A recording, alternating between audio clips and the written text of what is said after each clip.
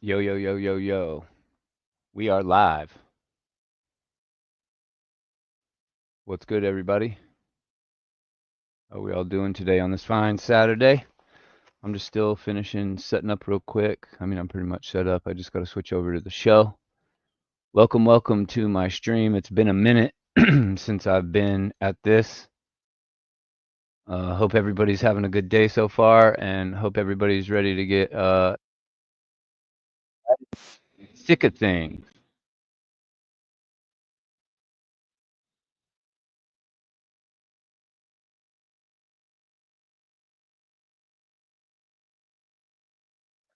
Patrick Palmer in the chat with the ones. What's good, my friend? How you doing? I feel out of the loop. I forgot how to do the streaming thing a little bit. Bear with me. Scripps, I see Scripps came in here to say that he wasn't going to be here, so thanks for that, Scripps. Appreciate that always. Thank you for stopping by to hit the like button. Patrick, if you want to do me a solid and hit that like button and maybe share out the stream, I would greatly appreciate that. Mike Rouse, the real ones pull up on a Saturday afternoon. Factual information. This should be a good show. I'm expecting banger after banger after banger after banger after banger, and not commercial after commercial after commercial after commercial after commercial. You know what I'm saying? Yeah.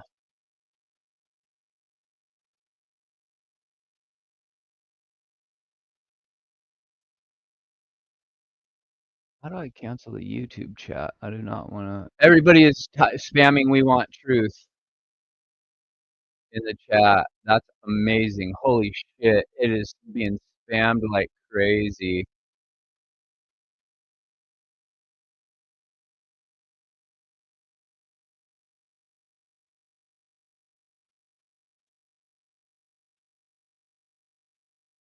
Our truth is our truth.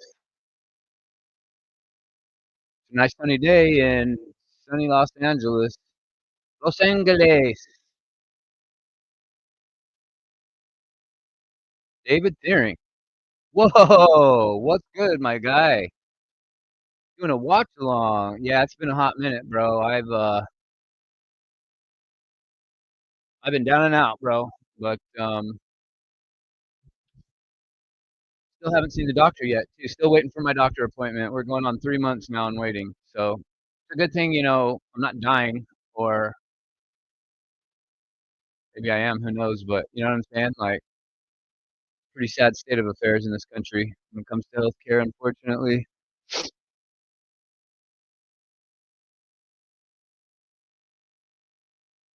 Hijo de Vikingo. How we feeling about Worlds Collide today, chat?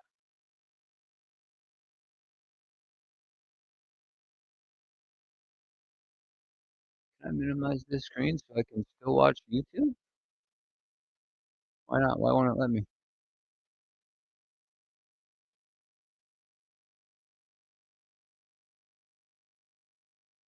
Sorry, I'm just trying to remember my brain how this all goes. David Tyrion hopping around.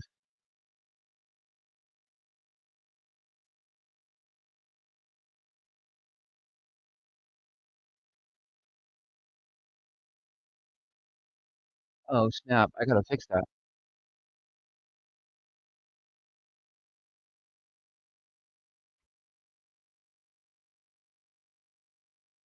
How we doing today, guys? We having a good day so far?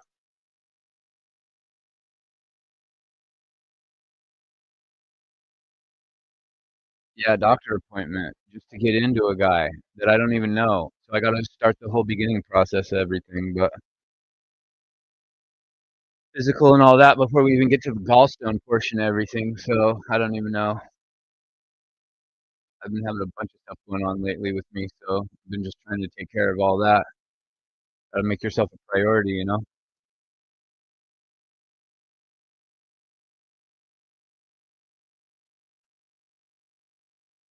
Are they speaking in Spanish on my feed? Where's the English one? Oh, maybe they're just introducing the Spanish announcers. Look at Shawn Michaels. Look how old he, bruh. That Shawn Michaels. I thought it was that lady's husband for a second.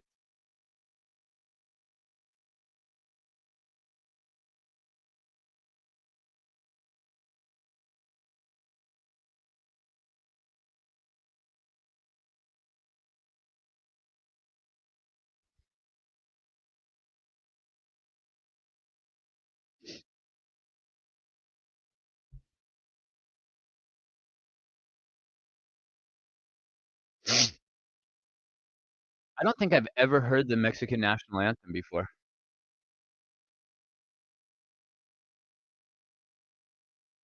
Conan is on commentary for the Spanish side or for English? David, you missed it a few minutes ago. I said that exact same thing. I said this should be banger after banger after banger and not commercial after commercial after commercial.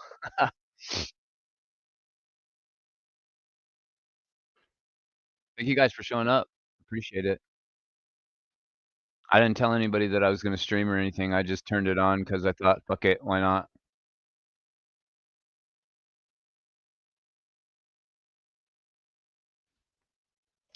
Sorry, if I give awkward looks and stuff to the camera, it's because I'm over on YouTube and I can't figure out why it won't let me minimize this screen.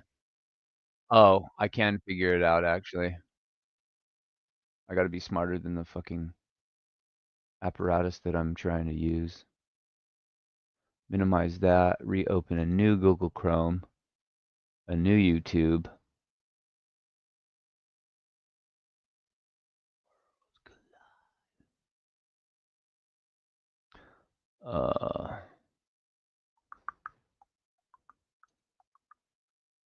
There we go. Everybody is spamming. We want truth. Bring back our truth in the chat. On that's wild, man. Good for everybody, because that guy deserves it.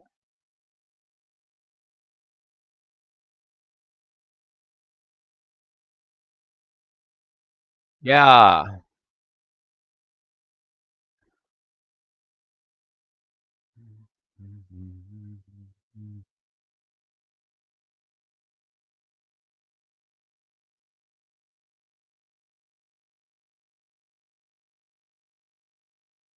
Sorry, chat. I'm just trying to minimize my screen.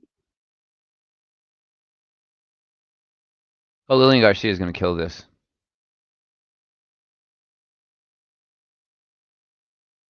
Love Lillian.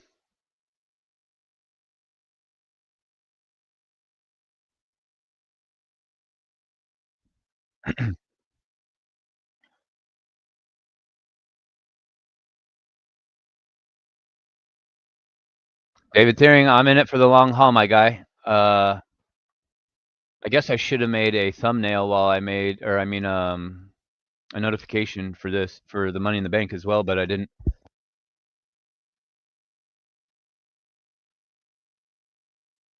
Excuse me. But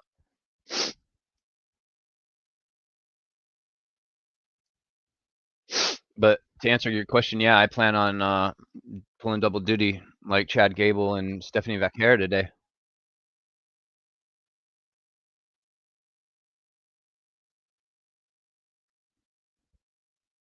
Wow.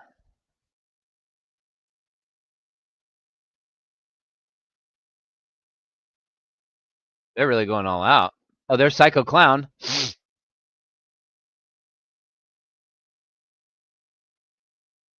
I mean, this is pretty historic, chat. This is kind of a historic event in my mind because I think it's a huge deal that WWE got AAA, especially for the Hispanic culture. The fusion of the two is probably everybody's probably super excited about that.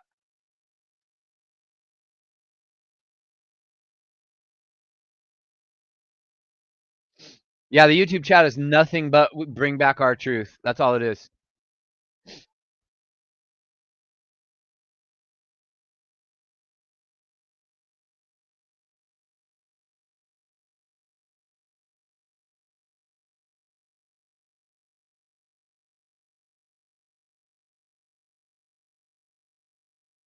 Damn, Lillian Garcia gave it her all in that. Wow.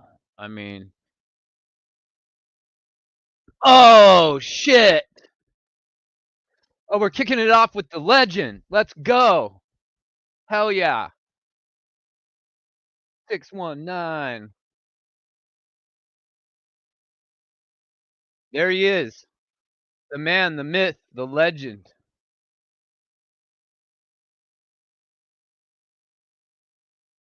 Rey Mysterio. What's he got? A diamond encrusted mask?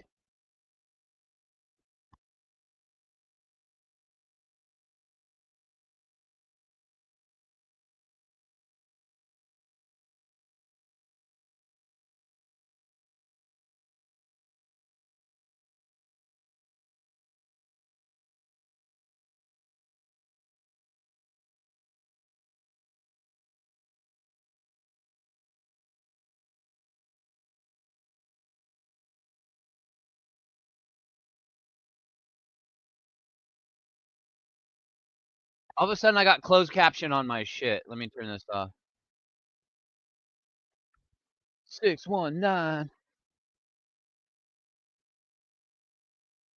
19. I like how his mask zips in the back. They should have had his mask zip like that the whole time. Remember when he had those stupid Velcro straps and his mask would always fall, like come undone in his matches? Look at him. He's staring at the AAA logo in the ring. This is crazy. I don't know why, but I've got Lucha Underground vibes already for some reason. I think seeing all the people in the crowd with the luchador masks on is giving it that feel.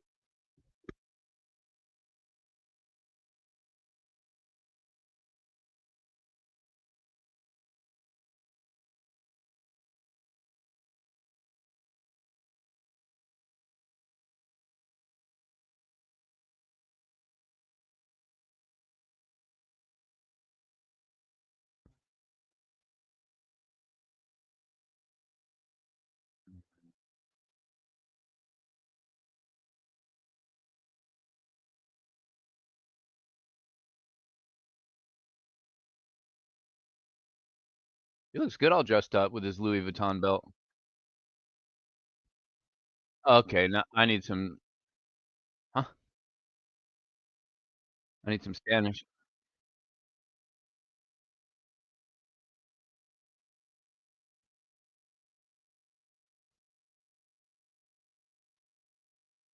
Lucha, lucha, lucha.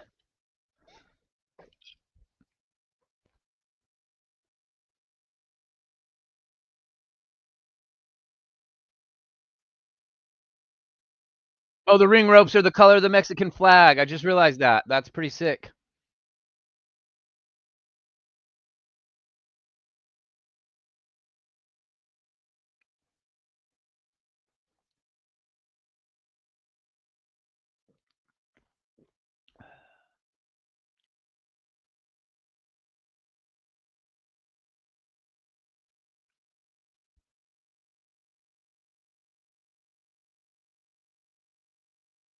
He's got his name on his jacket. That's when you know you've made it, chat. When your name is on your embroidered on your clothing.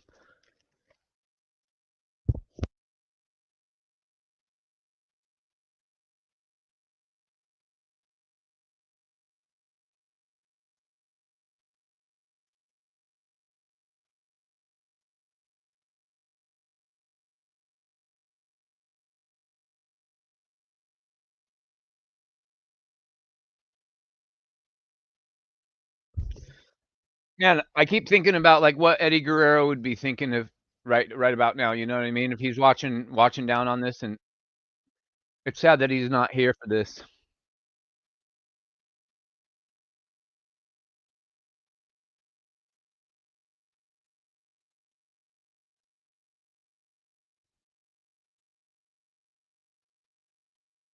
Is there a way to pull up Spanish like subtitles on YouTube? Does anybody know?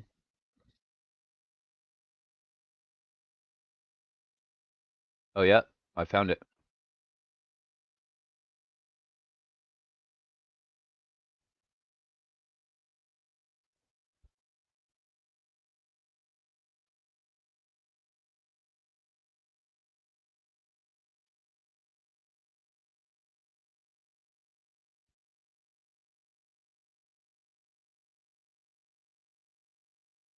They cut him off?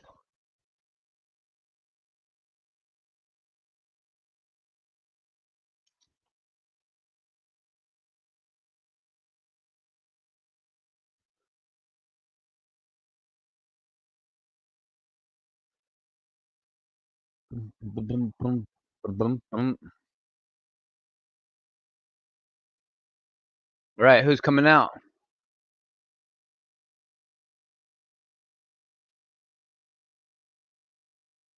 Psycho Clown. No, who is that? Iguana? Mr. Iguana or whatever?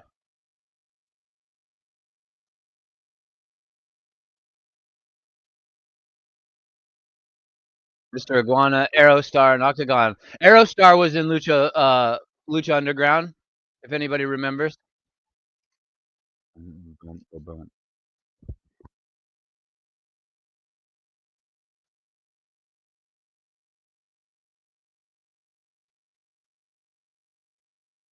Facts, David Deering.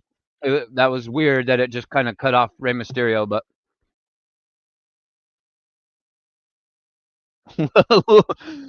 this is in a WWE ring, chat. This is crazy.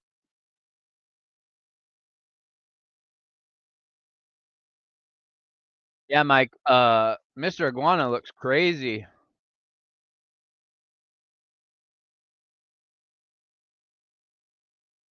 That guy looks like Penta kinda on the right.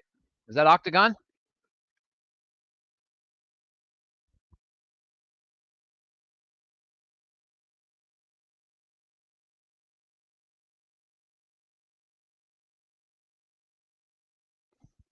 Do me a favor, boys. Hit that like button and possibly share the stream out if you don't mind.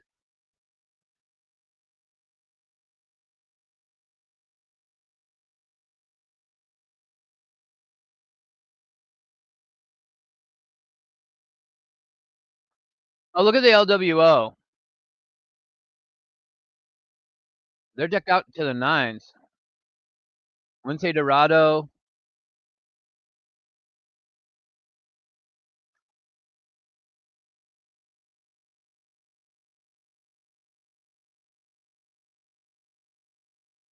Dragon Lee.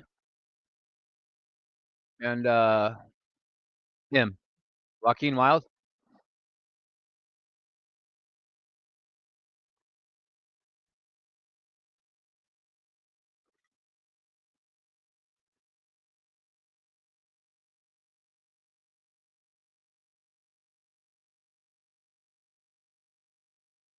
Conan is on commentary. Holy shit.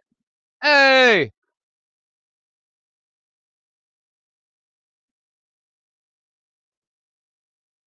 He just asked Conan a question and then cut him off.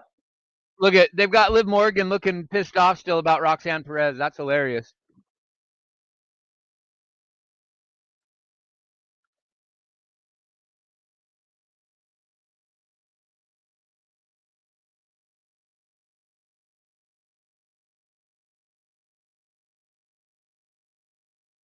This dude Iguana looks crazy. So he don't even have a lucha mask. It's his whole head is completely shaved and then painted.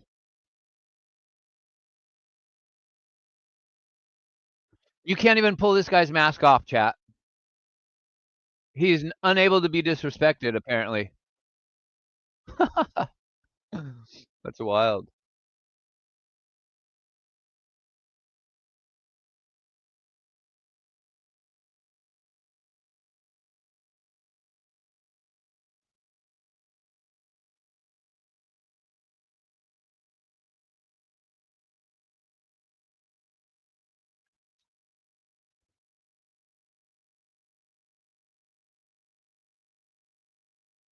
It's so weird to see one of the ropes at green in green.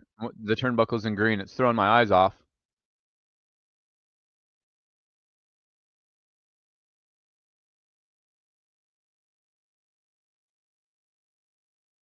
We got Corey Graves, Conan, Chuy Martinez, and Vero Rodriguez. I don't know who half the announce team is.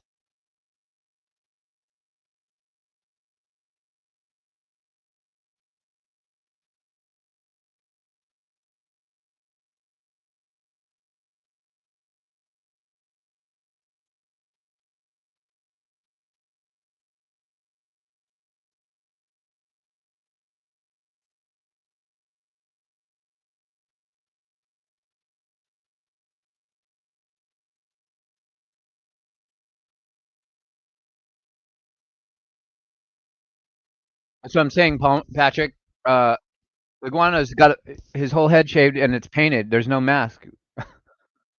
His mask is face paint, so you technically you can't take his mask off unless it comes off during the match.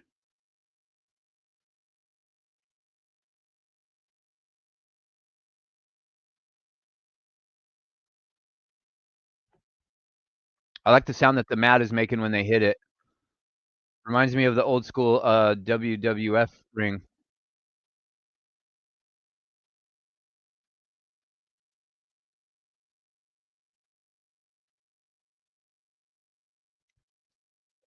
Uh-oh. Oh, this guy's gonna be dope.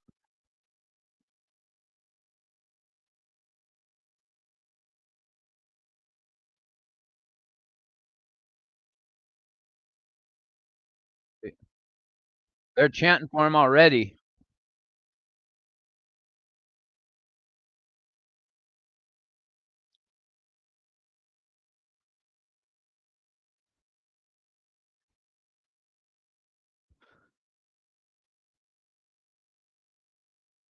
It's good to hear Conan, regardless of what you think of him in his podcast and his takes on wrestling and stuff. Um, this is giving me some like nostalgia vibes, big time. Good to hear from Max Moon. If you know, you know.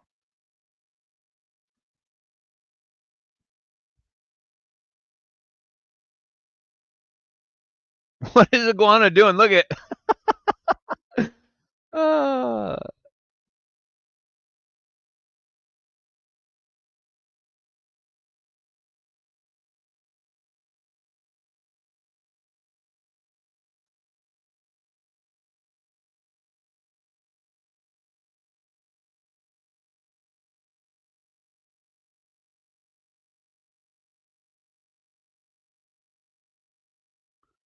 Conan providing excellent insight and nostalgia indeed for this. Hooli agreed.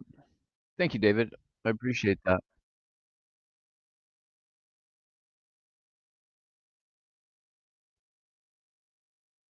This is sick.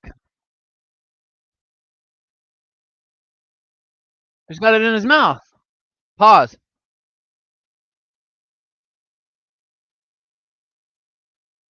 You gonna wrestle with a stuffed animal in your mouth, biting onto it while you're trying to wrestle? That's crazy. Oh, he counted for the iguana. What's this guy doing? Yeah. Fuck yeah. So he incorporates the iguana stuffed animal gimmick into his matches. It's almost like it's a separate character. It's like a 2 versus 1 match. That's hilarious. That's very original idea. Oh, hey man, if you watch Lucha Underground, you've seen Aerostar. This guy is dope.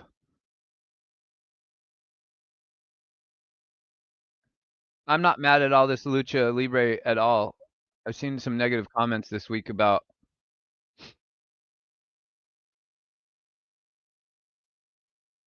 all the different Lucha wrestlers and how they're hard to tell apart and stuff. No, they're not. You just got to be interested in it. And if you pay attention, you'll learn really quickly who everybody is. They all have their own unique look.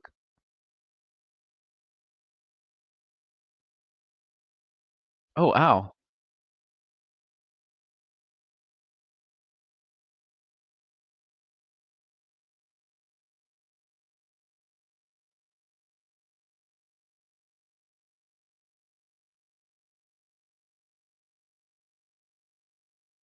Aerostar's gonna go to the sky here pretty soon. There he goes. Oh! Corkscrew crossbody was dope. That was amazing. Oh.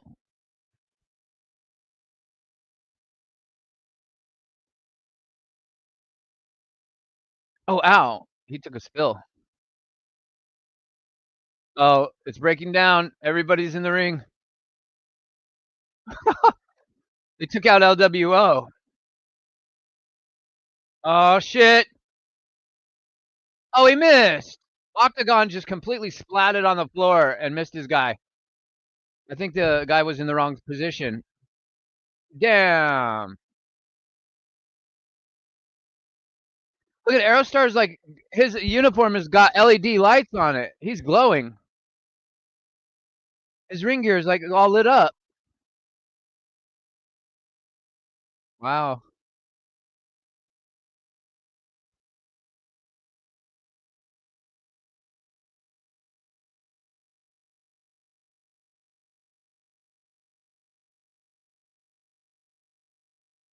This is crazy.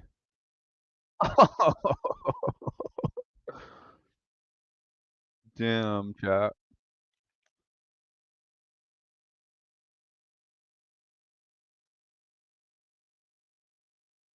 Mhm.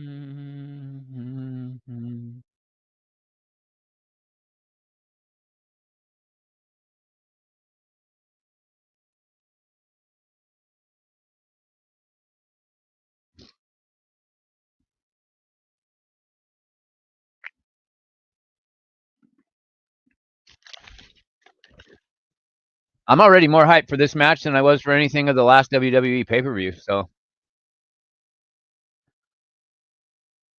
yeah, this has, like, this is really giving me Lucha Underground combined with, like, AAA, their version of WrestleMania. If you've ever seen any of the AAA shows,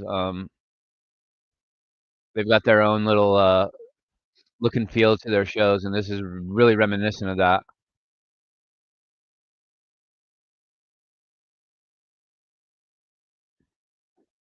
WWE buying AAA, if they wanted to, and I don't know, this might be in the plans or whatnot, I'm not sure, but they could put all the luchadors in their own little, like, group, little faction and have them put them in their own little TV shows. Like, they could get their own weekly TV show, or they could do their own PLEs.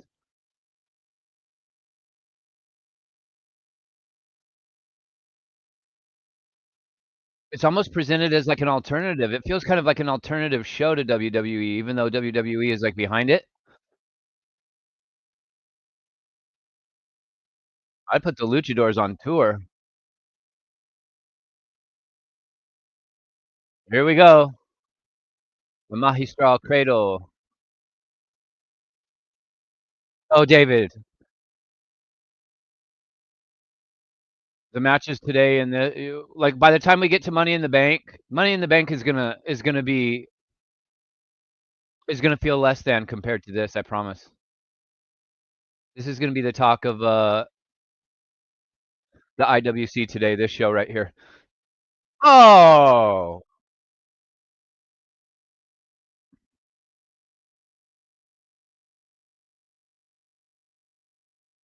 This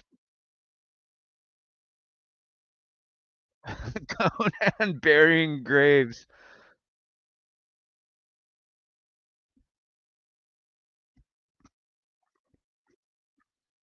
Oh, no! Oh, he's killing the iguana! He gave it an elbow drop. A Spanish fly to the iguana has me dead. Holy shit.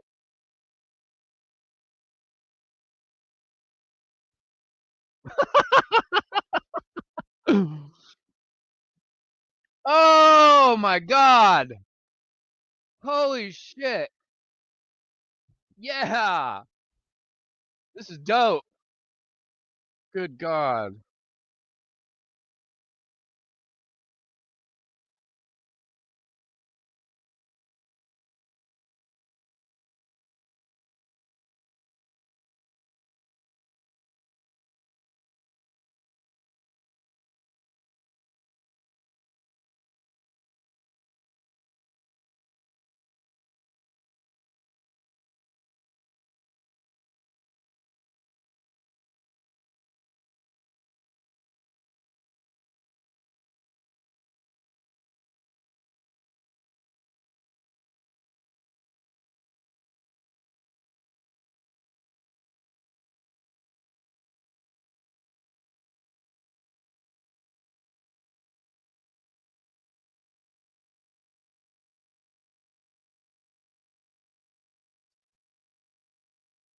I'm texting my sister right now I want my younger nephew.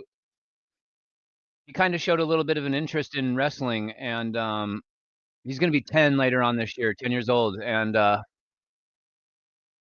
not sure how my sister feels about letting him get into the world of wrestling this early in his life, but they live in Mexico, so I told her it's free on YouTube. Let him watch it. Yeah. JB, what up? Thank you for coming in, bro. If you're still here, appreciate that. Hope you're having a good day or evening or whatever time it is on the other side of the planet. Thank you so much for stopping by. Feel free to hang out. I know some folks are watch along hopping, and shout out to NYC Demon Diva. Issa's on right now. I don't know if Jesse's doing a watch along for this, but shout out to him.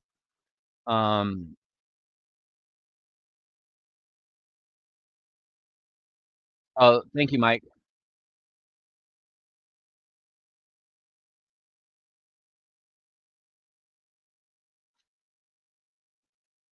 I'll text you right now, actually. Lucha, Lucha.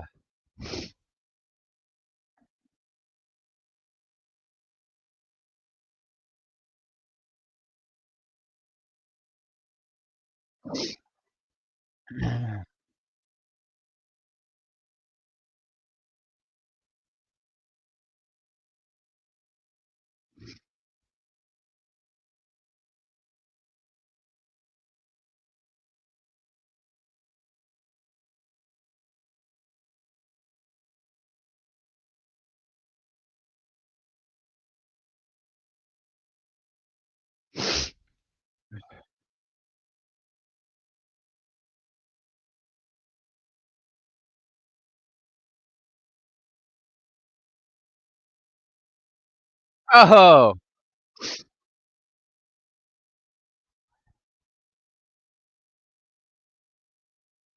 AAA 1, WWE 0. Let's go. That was a dope opening match. That was really fun. Not too serious. Got the crowd into it. They were very fluid and very smooth. That's what you'll find like throughout the show today is the luchadors. There's not going to be a lot of like sometimes in WWE you get matches where the two wrestlers don't really mesh well together. These dudes are all going to flow like a well-oiled machine today. This whole show is going to be a highlight reel. And they didn't even really do anything that crazy, right? Because if you do stuff too crazy in the first match, it makes all the other matches seem kind of less than. He did a moonsault fall away slam. I don't think I've ever seen anybody do that before. You're gonna see moves you've never seen on this show throughout the afternoon. Oh God,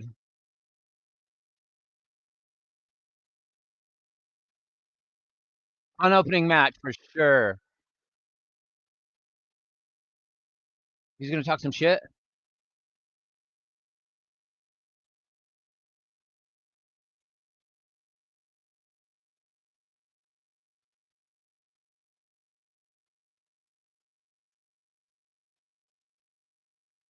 What champion?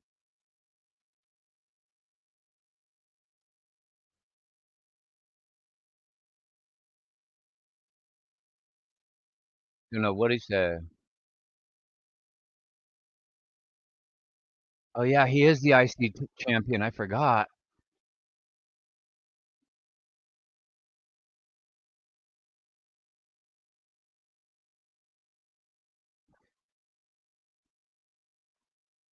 Is it me or now that Dominic has kind of like he's starting to look like more like a grown adult man and he's losing that kind of like baby face kid aspect of his face with that mullet, he looks a lot like Eddie Guerrero to me. I feel like he looks like more like Eddie Guerrero than he does his own father, which is actually hilarious.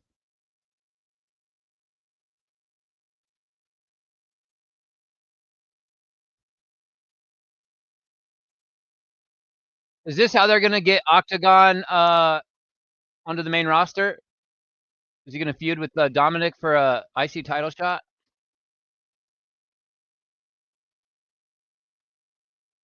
Yeah, match! Money in the Bank!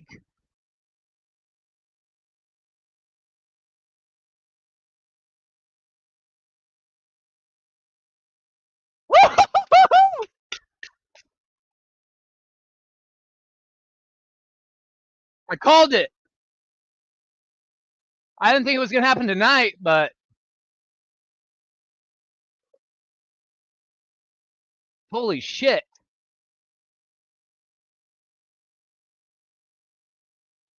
Holy shit, everybody. JB wants to know what David's predictions are for Money in the Bank. Yeah, feel free to everybody put your predictions for Money in the Bank, and I'll go through them with y'all. We can talk about it.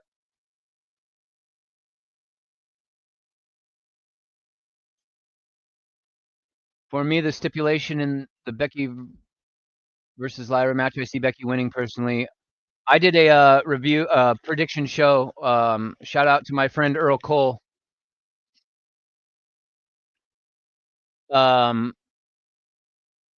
I predicted Becky Lynch to win, especially with the stipulation. See, sometimes these stipulations already give the match away. I mean, it's not guaranteed that Becky's gonna win, but I'm pretty sure she's gonna win based on the stipulation. Because think about it, if Lyra Valkyria wins again, well then that ends the feud, in my opinion. And then where's Lyra gonna go from there? Right? Where's Lyra gonna go? Where's Becky gonna go? There's not really room on the roster and what's happening with the women right now to have them go do other things. So if they want to be featured on TV, they kind of still have to keep this feud going. So there's got to be, I'm guessing, a trilogy of matches, right? So in my opinion, Becky Lynch has got to win today so that we can get the third match.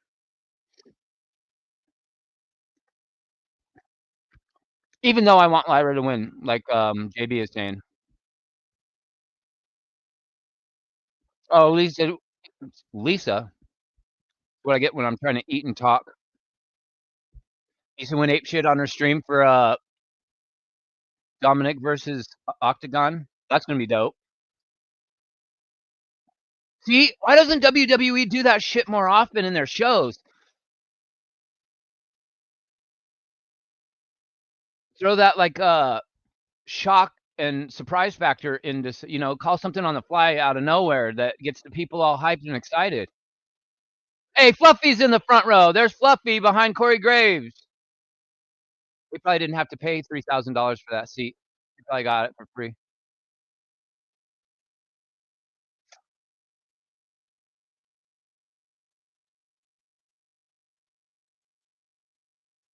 Good to see Conan on commentary, man.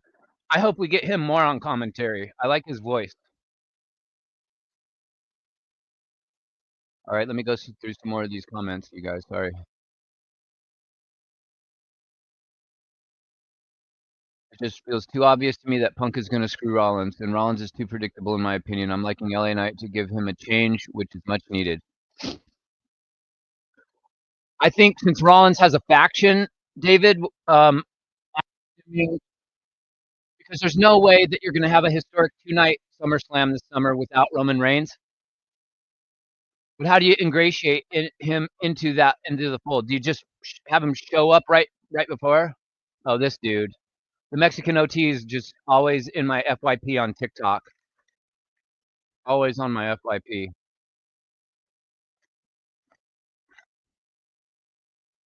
But like I was saying,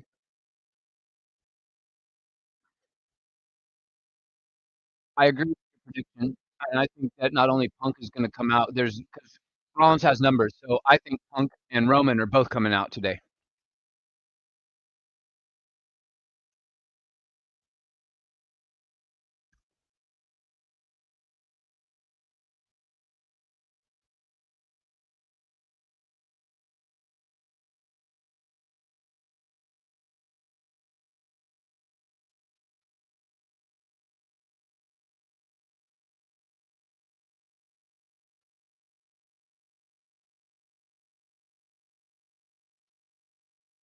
Santos Escobar, a.k.a. King Cuerno from Lucha Underground.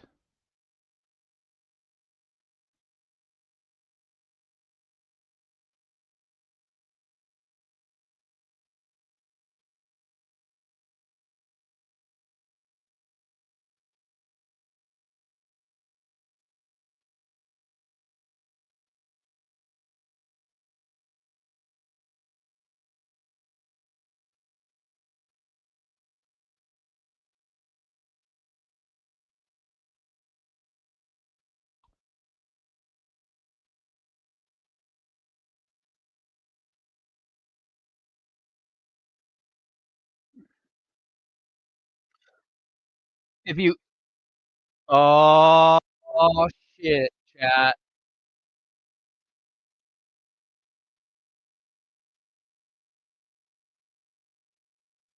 There she is, the new queen.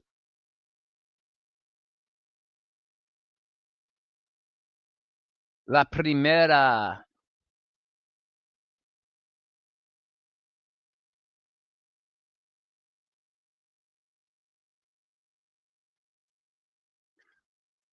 David says, I would love Naomi as a first choice, veteran who needs a push.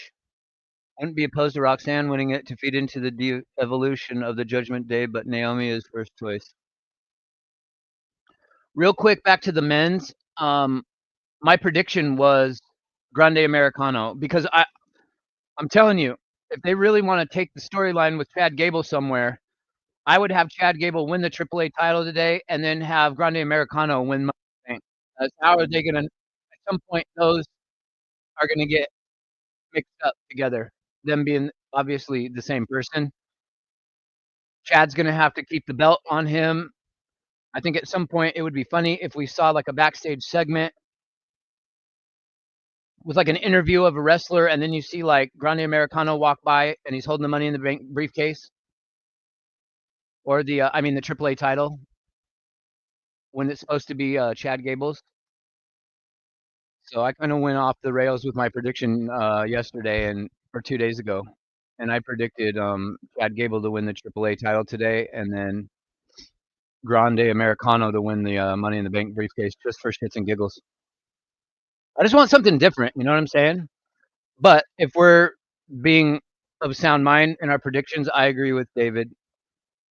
Naomi deserves it. If I had my choice, I would pick. I think Julia needs it because she's coming out to crickets, and I think it would only benefit her and help get the crowd more familiar with her because she needs more exposure. There's not really much push beat. Like the machine's not really pushing Julia, and I think people know who Roxanne is, and obviously the whole fucking world knows who Stephanie Vaquera is now. I always think of her as the girl that out wrestled Sasha Banks.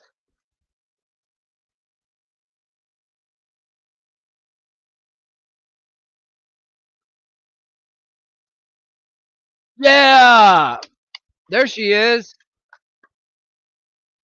Io Sky, Tiffany Stratton. Let's go.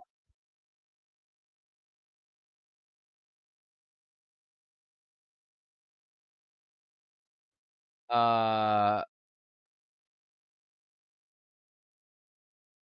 Here comes the bakery, chat.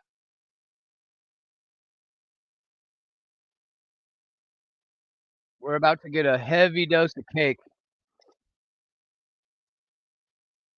Some peach tres leches. If you've ever had tres leches, you know what I'm talking about. These women look a little older, so I'm assuming the WWE women are gonna take this match. What do you guys think?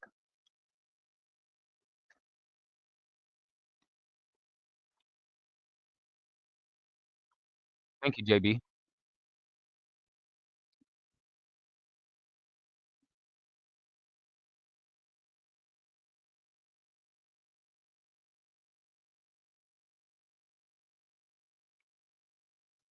Yeah, because they keep David, to your point, he says I wouldn't mind El Grande Americano for sure. Wouldn't it be funny if El Grande Americano wins Money in the Bank unmasked and it's Chad Gable? Chad Gable finally gets a push, LMFAO. Oh, good Lord, have mercy. Vice City. Wheesh. Shit.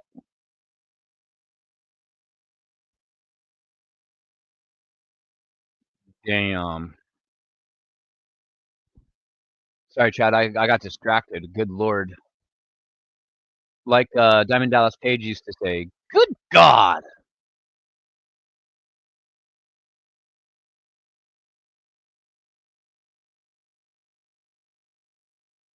No, what I was saying, Mike, was like, imagine a scenario where, like Kathy Kelly's interviewing Tiffany Stratton backstage or just a random, pick whatever wrestler. Oh, hold on. We got to watch the Queen come in grand fashion.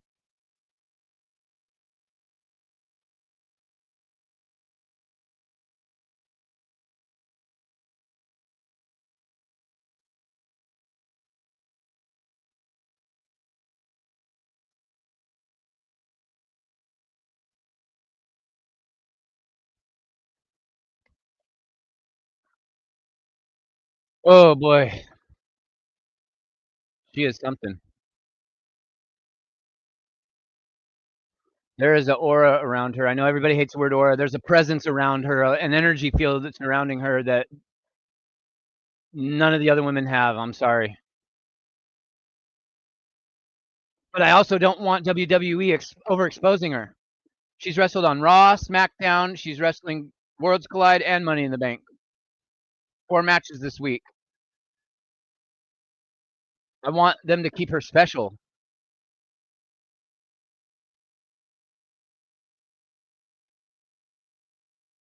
These 2 ladies look like they're older than me. No offense.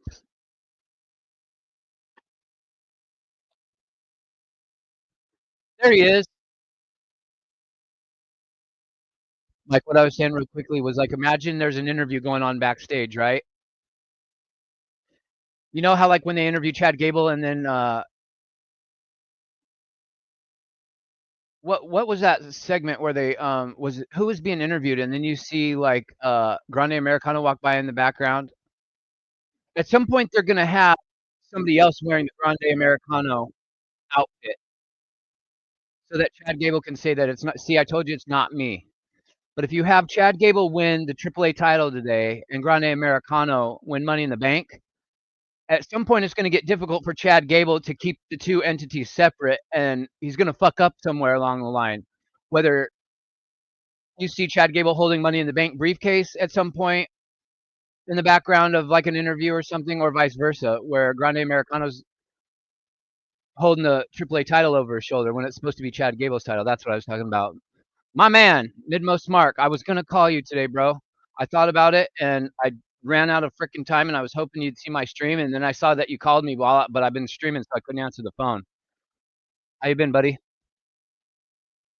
I was gonna call you to see what you were doing to see if you wanted to hop in the box and do the damn thing.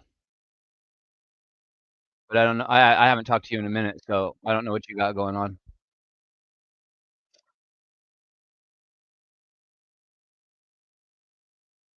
I wouldn't complain if Julia won for sure. That would make sense. I'm wondering if they're gonna give it to Roxanne, especially because of all the madness surrounding her this week. Because think about it, she's kind of a thorn in the Judgment Day side right now. Roxanne Perez winning Money in the Bank and having the briefcase is going to. I know Liv Morgan's just a tag team champion, but that's going to create a bigger sense of competition between her and Liv Morgan, right? It's going to make Liv Morgan super jealous. And the more I think about that, the more I'm thinking maybe it's a good idea to have Roxanne win it.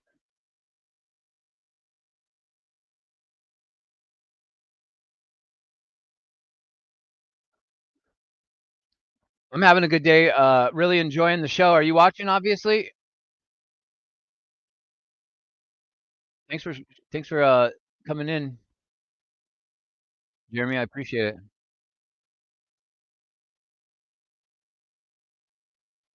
Hope you've been well, bro. I'm sorry I've been non-communicative as of late.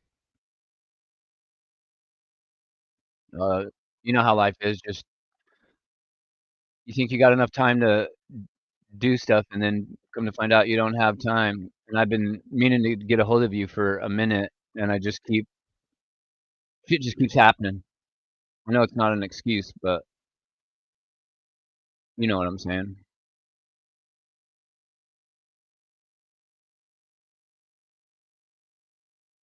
David Thiering says, "What's up, brother?" Patrick Palmer is spamming cakes. Lola Vice has got a lot of cake, bro.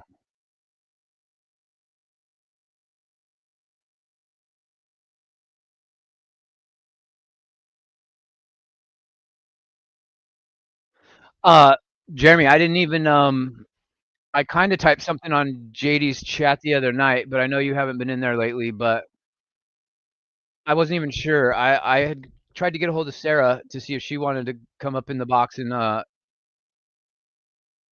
pull double duty with me to cover the show.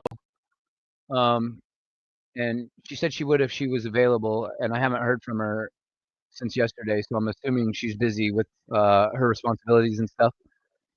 But I didn't really know for sure if I was going to stream because I haven't slept for. I got like 3 hours of sleep last night, but other than that, I haven't slept in like 4 days. So I was feeling pretty shitty last night during the SmackDown review, and it wasn't even a for sure thing. It was like I told Sarah last night, I'll have to wait till tomorrow to see if I stream or not.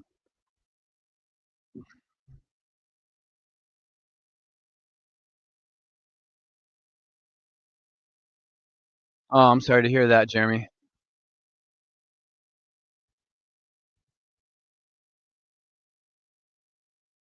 I'll have to hit you up after the shows today.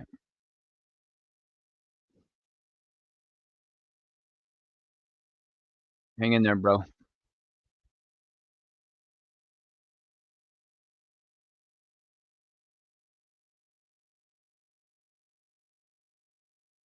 Mike Rouse is coming hard.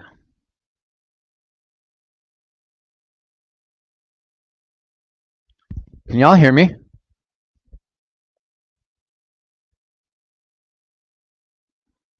David says, Cody or Jay pins Logan. Can't see Jay losing with him defending versus Gunther.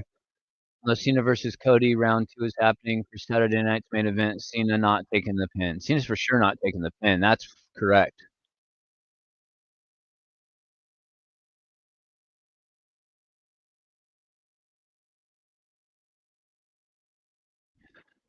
What's dope about this show being on YouTube is you're not going to get commercials. Money in the Bank's going to be littered with commercials.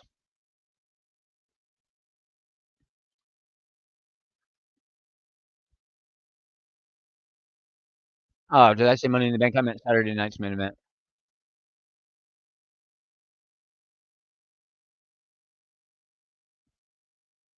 Negro Casas, is that House of Black?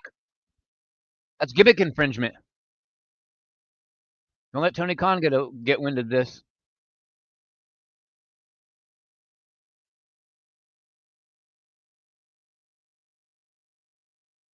No, bro. I figured probably something's going on with you because you're always the one to hit me up. So I've been meaning to try to keep it in the back of my mind. I need to hit you up at some point, and it's just been fucked up, bro. I've been at the dentist every week. I'm still waiting. I'm on my 3rd month of waiting for a doctor's appointment. I think my doctor's appointment happening later this month, but I mean, I'm still dealing with gallstones and that whole deal. Oh, I'm not salty at you at all. I feel bad because I wanted to be the one to hit you up, and I really had every intention to this morning, and time just got away from me. I had to run to the store and a couple of stores actually before pay-per-views being on at noon is fucked up, bro. You know what I'm saying?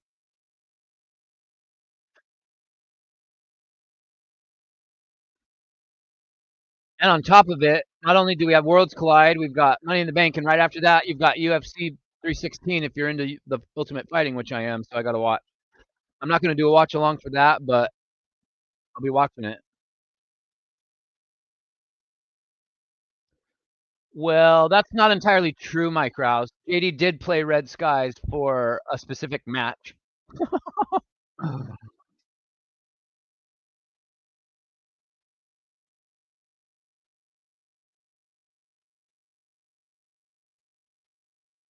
Oh, I'm way behind on you. Damn, I am way behind. I'm 3 minutes behind on the comments. Jen, she found me. She found me. OTS Tribal Queen making her presence known in the building. Hi, Jen. Are you watching this show? I'm almost afraid to ask you what you think because I feel like, as good as I feel like it's been, I feel like you're going to probably say it sucks.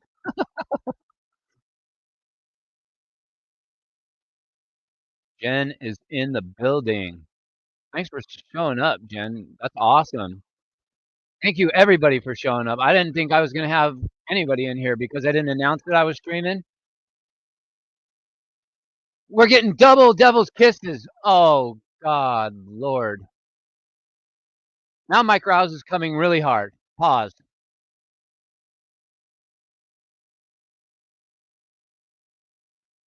Oh, Jen's not even watching the show. That's wild. But I feel it. There's been an overabundance of wrestling.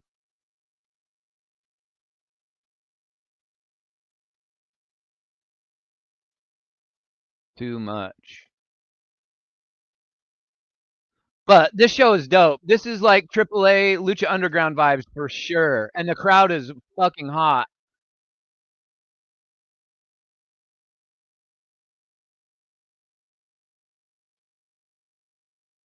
I told you there was no way that the WWE women were losing this match based on the age factor alone.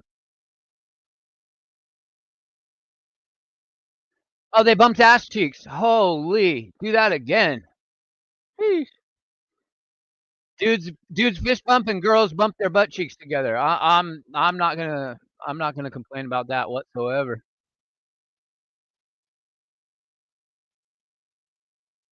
And says you're lucky I'm in here. I can't be seen watching this stuff.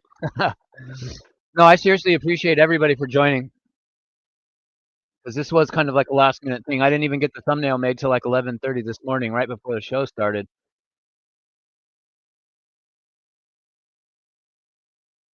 Yeah, more cheeks clapping.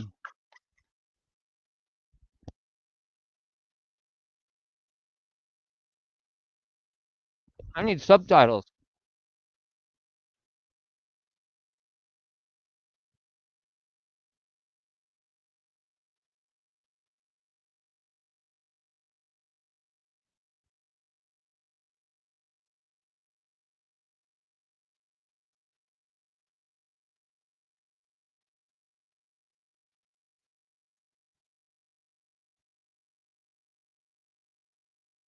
How do I switch it to Spanish? I don't know what the fuck anyone's saying.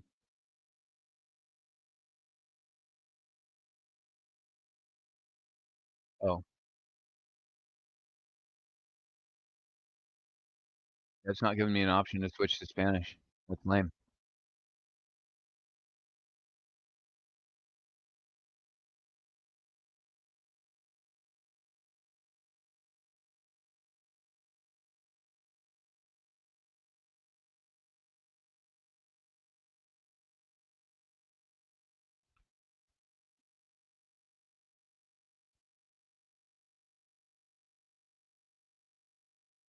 I pretty much talked through this entire match. I'm sorry if that was annoying to everybody, but like Jen said, there's a lot of wrestling. Oh, here we go. Chad Gable. But there's a lot of wrestling, and that match wasn't really that important.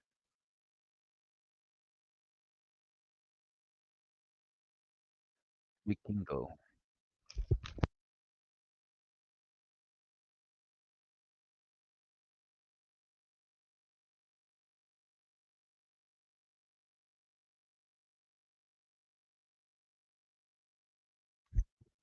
The interviewer looked at the camera.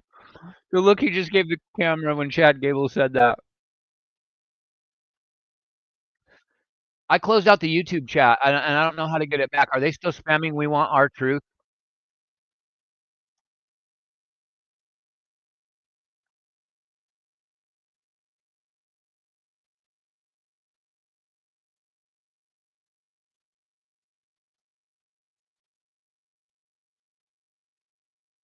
Chad Gable's crazy, bro.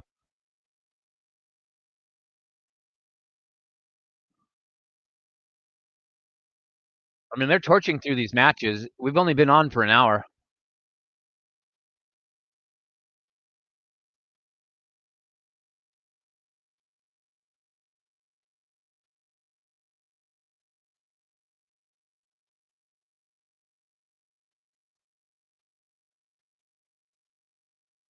Yeah, there was a lot of cake in that match. The double devil's kiss was pretty delicious.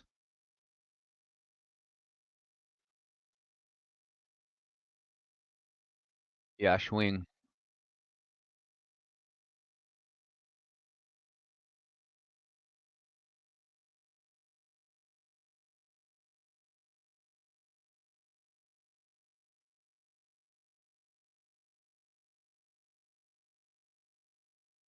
JD's latest social media post is hilarious. GIF of Garfield with an empty plate of lasagna in response to the Stephanie Becker match. Yeah, he's got it bad for her, doesn't he?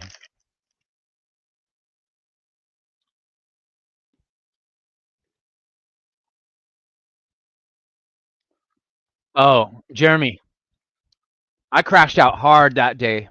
I mean, I don't know if I've ever put that many tweets out in one day than when R-Truth got let go. And as positive as I've been towards WWE about what they've been doing in the last year, I mean, not so much this year, but I've still been a lot higher on WWE than AEW. And when I read the news that they let R-Truth go, I mean, I just felt the energy for WWE leave my body completely. And it was like, what in the actual fuck are you talking about? You can't make him a Legends contract. You can't have him in a backstage role, a producer. He's only 4 years older than John Cena, and he looks 15 years younger than John Cena. He's still shredded. Still wrestle. He's the only guy that does comedy and wrestling correctly, and is actually makes people laugh. And you let him go? That's just that's not okay in my book. Psycho Clown looks awesome.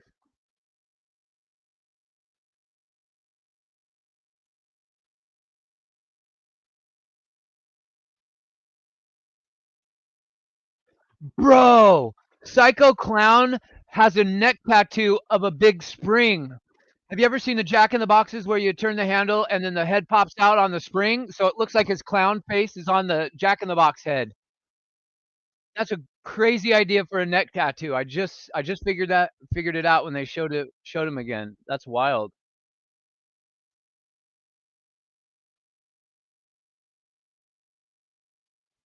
Lisa said Stephanie said in her promo she's the best and she's winning Money in the Bank. Yeah. Chavo. Oh, Chavo and Eddie. I just got chills in my arms. Wow.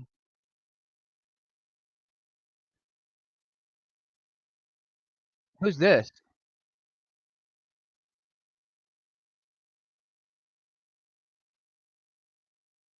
Why did they just put up the Street Profits for this guy? Oh, there's the Street Profits.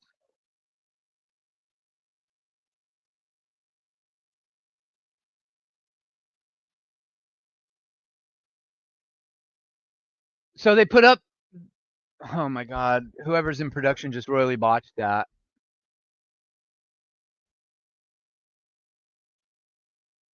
Jenna's talking to. He's talking about R-Truth.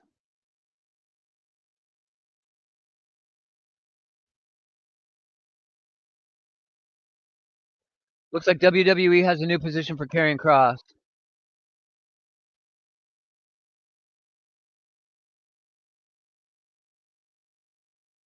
Who's that, Jen?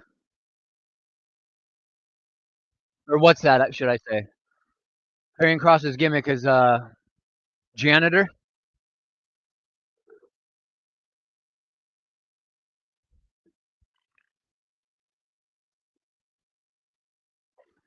Um, excuse me while I step away from. I'm still gonna be on the mic, but I've got to walk to the kitchen real quick.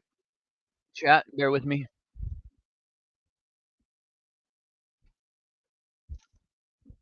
I'm starving. I haven't eaten jack diddly squat today. And I've noticed that with my gallstones, if I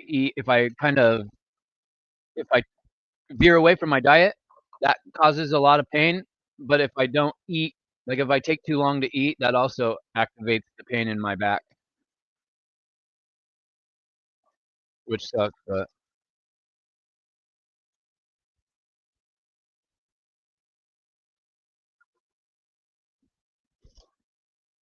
boom, boom, boom.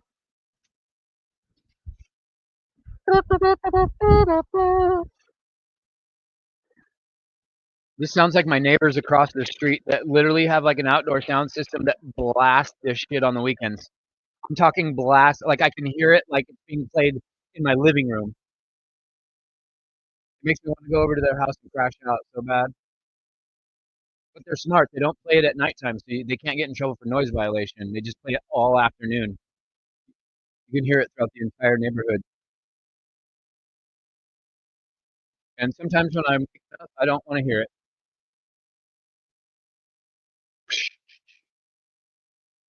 Boom, boom, boom.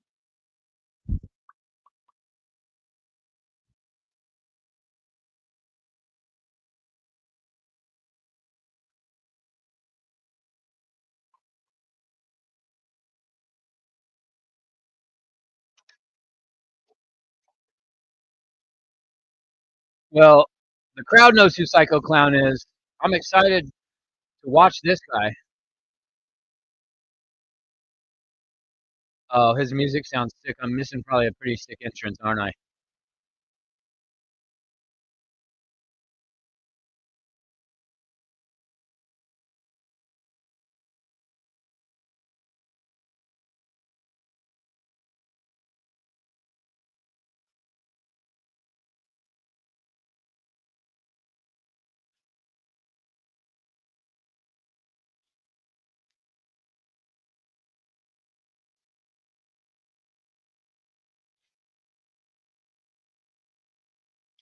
Oh, Psycho Clown comes from the Mascaras family.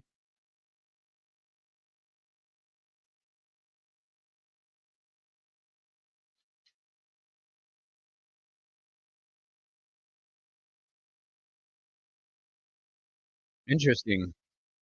I love Conan on commentary. I don't give a fuck. He adds a lot. He's very knowledgeable, especially about when you're new to Lucha Libre. If you're, it was very confusing to me when I first started watching Lucha Libre. I couldn't tell nobody apart. And people like Conan and Vampiro really were awesome in educating me. The duo of Matt Stryker and Vampiro on Lucha Underground is, for commentators is so underrated. They were an amazing two-man team.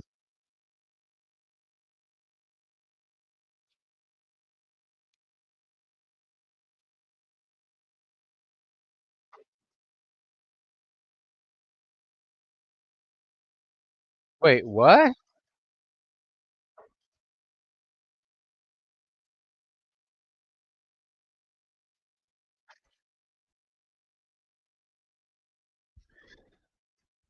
Dude, the fact that we could have a WWE AAA TNA collaboration show, I mean, I don't know. I tweeted out the other day, it doesn't seem to be that pro wrestling is trending in a positive direction anytime soon.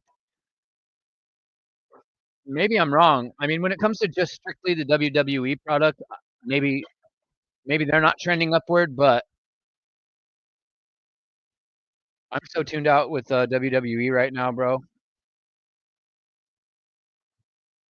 I'd for sure take a collab show with the three organizations, 100%. And that can't be good. Talk about AEW for a second. That can't be good for AEW land.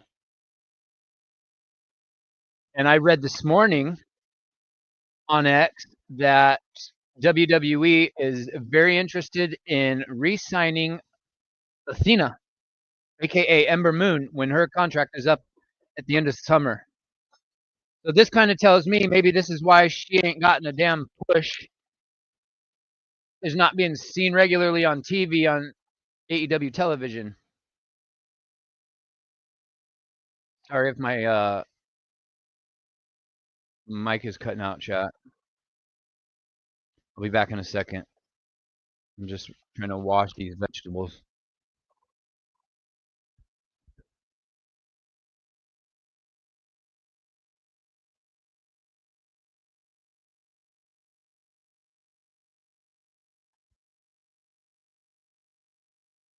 Lucha, lucha.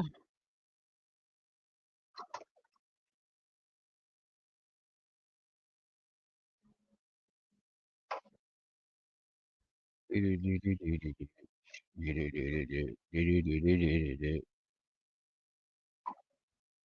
can't believe I'm missing this fucking match. I'm stupid. Damn it.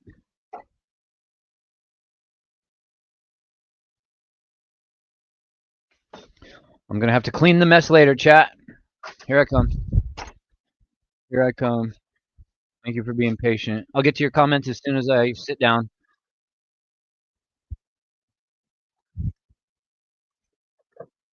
Thank you guys for hanging out with me today. I've missed streaming. I really have. I was put off with it for a while and wasn't sure if I was going to do it again, but I'm glad to see everybody here. It means a lot.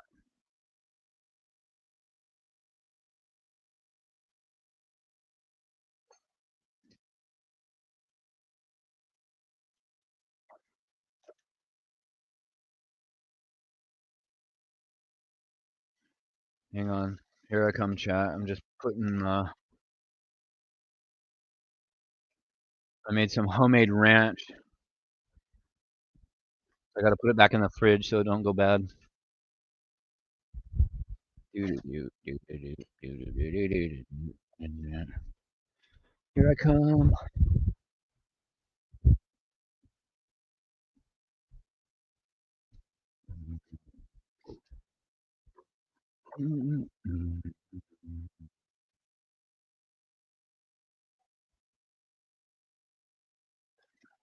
Jen says WWE doesn't need Athena.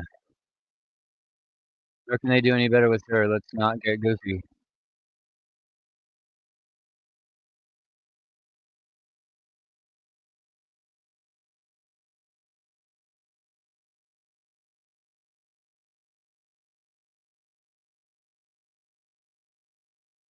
That's why I stopped. Why would I care? I don't watch AAA. My 7-year-old is. I don't know what Jen's saying. I can't watch him be a part of the stream at the moment. Oh, I got you, Jeremy. So because you're on your phone? I got you.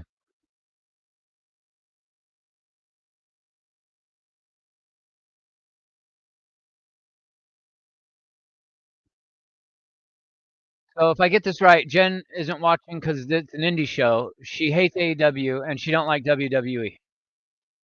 She's in every one of JD's streams. I know you watch wrestling, but if you hate it, why do you watch it? Just curious. Just trying to understand the mindset.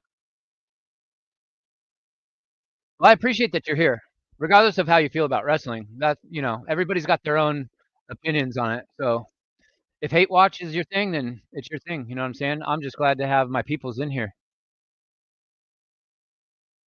because I'm an equal opportunity critic. But you don't really critic. I mean, you're critical in JD's stream, but I feel like you agree a lot with what JD says. I feel like you agree with what he says, good or bad. You know what I mean?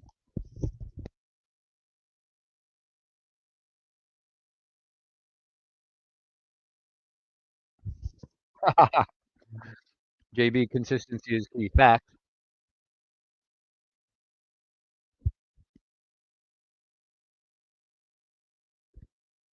Jen's feisty today.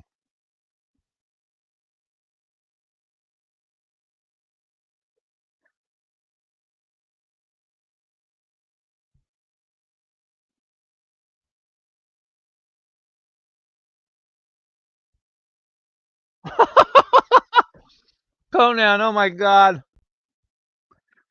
He said Santos Escobar has changed a lot. He's the type of guy that would steal your wallet and then help you look for it.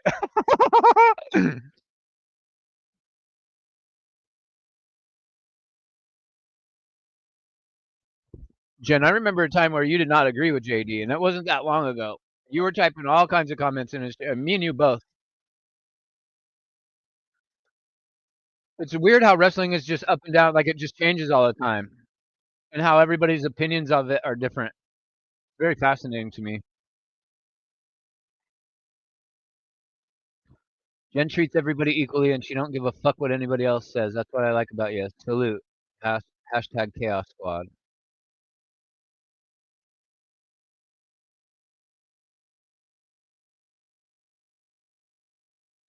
Well, that's the thing, because I'm pretty sure me and Jen were the first two people way for at least a year, if not longer. We were telling everybody AEW is about to shit the bed.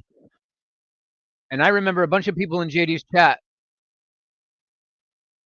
you know, not necessarily agreeing, but saying there were things that they didn't like, but nobody was really willing to go go to that mindset yet. And I saw immediately, as soon as Cody Rhodes left, I knew right away, oh, their top guy leaving, the guy that started the whole place is leaving. Yeah, yeah, this is a wrap for this company pretty much. Like they're not going to get that was they were at their peak then. They hit their peak when Punk joined, and they've just been on a downward spiral since. And I don't know if they'll get I don't think they can get back what they used to have.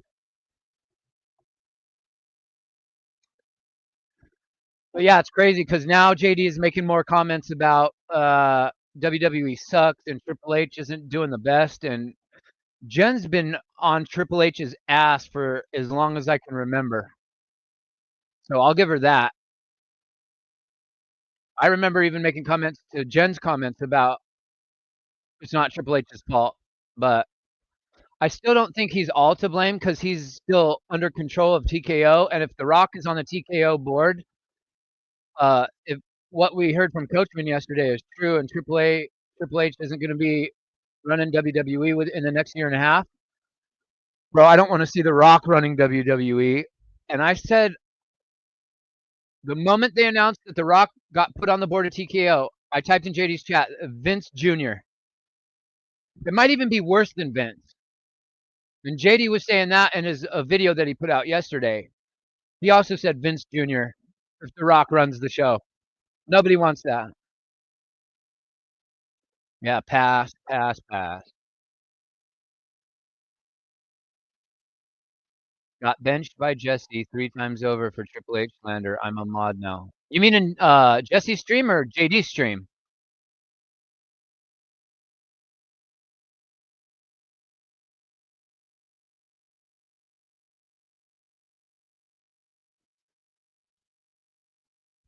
Speaking of Vince, did anybody see Linda McMahon was before a congressional hearing about education and shit, and they were asking her questions, and then she was answering, and then the answers she was giving, they were all correcting her and saying that the actual correct answers were the opposite of what Linda McMahon was saying. Somebody asked her, "Do you know what our country, the United States, ranked in education worldwide in 1971?" She said her quote was, "We were very low on the totem pole." And then the woman who asked her the question says, "We were number one in the world in education in 1971."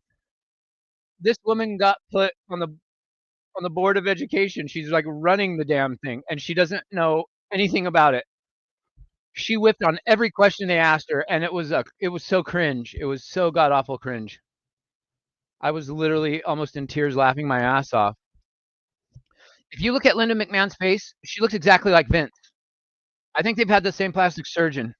I really do, because I can't tell them apart really. Vince is starting to look very old grandma-esque in the face.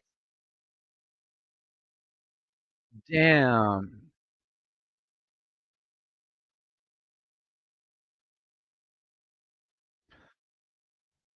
This grim, she looked like I mean, a total buffoon, Jen.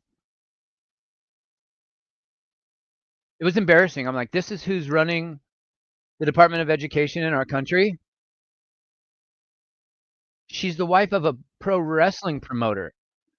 How the fuck does she know a goddamn thing about education? And the fact that they asked her a specific question and she answers with "we're low on the totem pole" instead of saying we're number one, or even instead of her giving like an actual number, she said we were low on the totem pole. That was her answer. I don't know, man. And then we got the whole beef with. Don't even get me started with this whole hilarious beef with Musk and Trump. I think it's a work personally to get the Democrats on board with Elon Musk's electronic vehicles shtick, but uh, what a shit show! A complete and utter shit show. I was tweeting out yesterday, give me a Elon versus Trump at WrestleMania, Texas Death Match.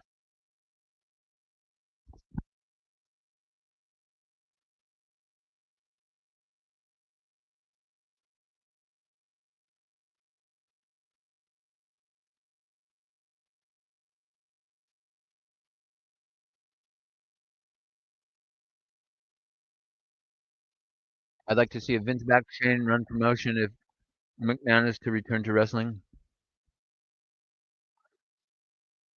I just don't think at 80 plus years old, Vince is coherent enough in his mind. I think he's really regressed mentally. I don't think he's the same guy. Oh,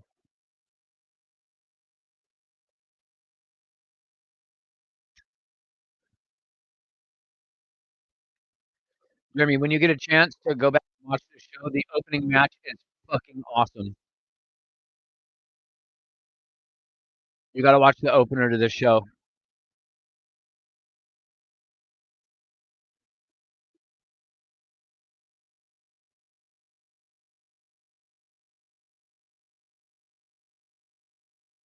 If Linda played games all these years right beside Vince, then just how bad is she really? Think about it.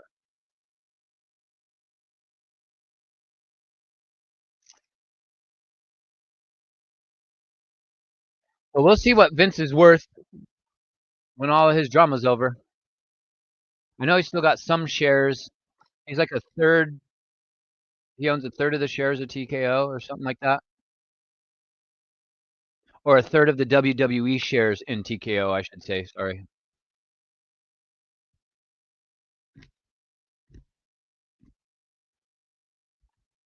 Which isn't enough for a majority vote.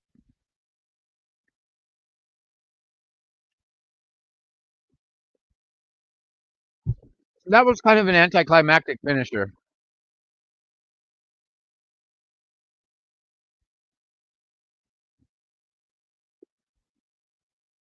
So WWE's 1-2, AAA's 1-1. We got one more match.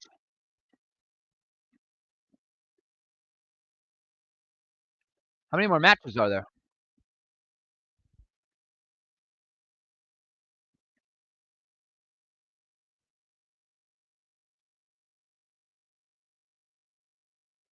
Jeremy says I will. I saw Iguana Man or whoever it is.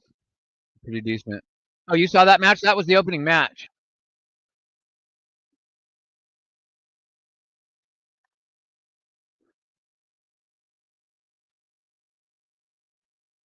Jin says Vince's mind is going rapidly. 1 minute via Linda.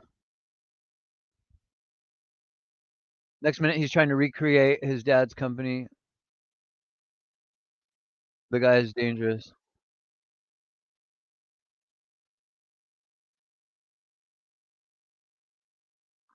Oh, 2 matches left. We got Vikingo versus Gable for the AAA. What's their title called? The AAA Major Championship? I don't remember. And the North American title match. Okay. Who do we got for the North American title? Do we think that Ethan Page is retaining, or do we think that it's changing hands? Because when I did the prediction show with Earl Cole 2 days ago, I predicted Ethan Page is probably going to retain because he always knows how to eke out a real slimy victory, a real grimy one. But It would be a good way to get Laredo Kid entered into the world of NXT if they had Laredo Kid win it. I could see them doing that also. Mega Championship, thank you. The AAA Mega Championship. I knew it started with the M. I was close. Kind of. Okay, what's going on November 6th? Oh, this was last year?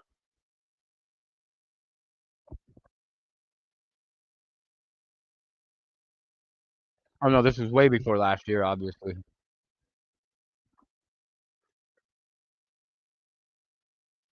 Tito Santana.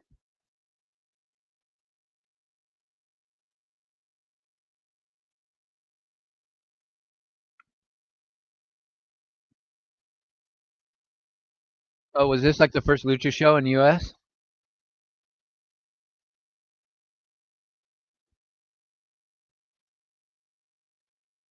They had a big Corona logo in the ring back then. That's funny. Oh, he's cutting Eddie Guerrero's mullet off?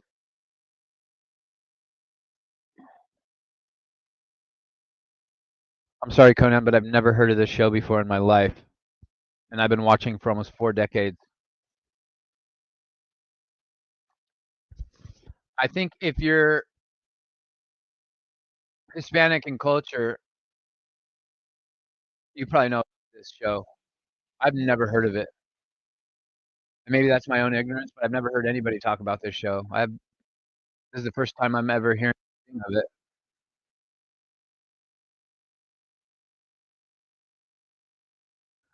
I gotta get. I got that they have to say shit sometimes on commentary, but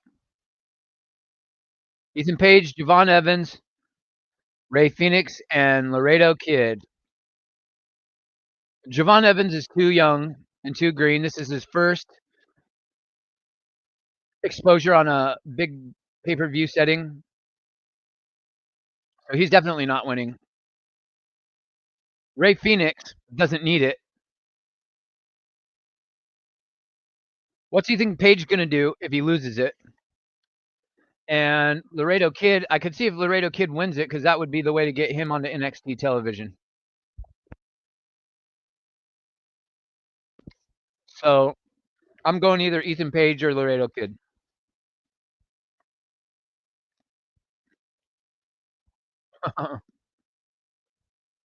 Jen says worlds are colliding here for sure. But she put it in quotes, so I'm assuming that that was sarcastic.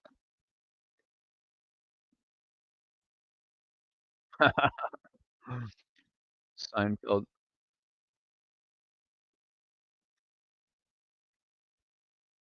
Hey, La Parca. Psychosis.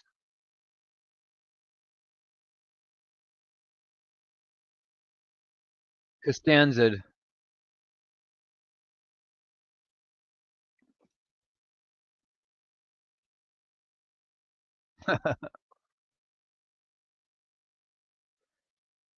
Chat, if you haven't done so already, please hit that thumbs up and share the stream out. See if we can get any more of the OTS fam in here. Oh my god, I got crumbs all over me. What the fuck? I'm a crummy guy. That's what all my ex-girlfriends have said.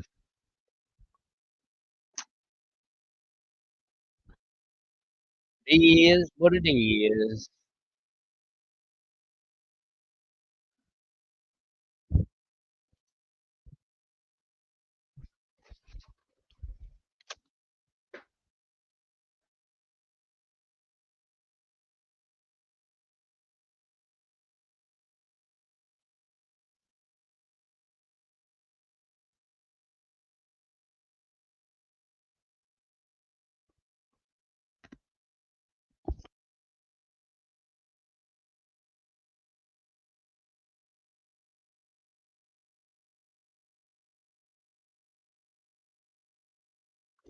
I can't even believe I'm seeing Vikingo on WWE TV. I mean, the first time I ever saw him was in AEW, so when I see him, I think AEW.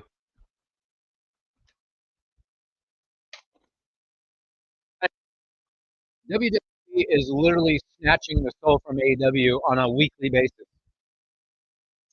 They're about to get Shang Tsung'd.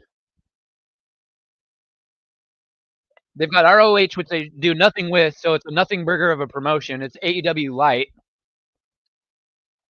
And now they don't have access to any of the outside promotions like TNA and I mean they've got Billy Corgan's TNA NWA promotion, but I mean Savio Vega, holy shit. Puerto Rico.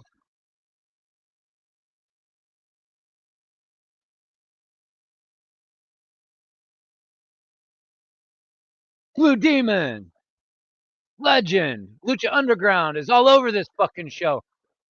WWE's got they basically got the entire Lucha Underground roster in their company now. I really think they need to create their own Lucha Underground style show for the Lucha guys. I would really like that a lot.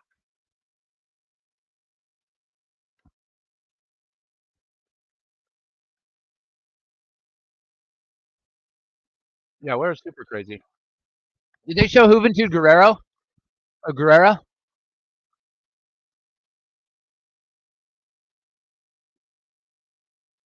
This kid is pretty good, Javon Evans. You can really see the potential with him. He's very athletic. Yeah, so that's why everybody was complaining yesterday. Oh, Money in the Bank, it's only 4 matches. Yeah, because we've got like 6 matches on this show, so that's 10 matches. Combine them, it's one big ass long AEW pay per view. 10 matches, 6 hours of wrestling. And if you want to factor UFC into it after that, I mean, you've got 10 hours worth of content today. So you can't have 8 matches on 2 shows in the same day. You just can't.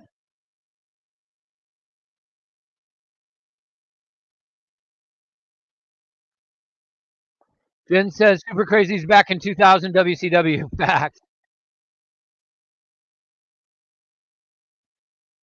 Laredo Kid.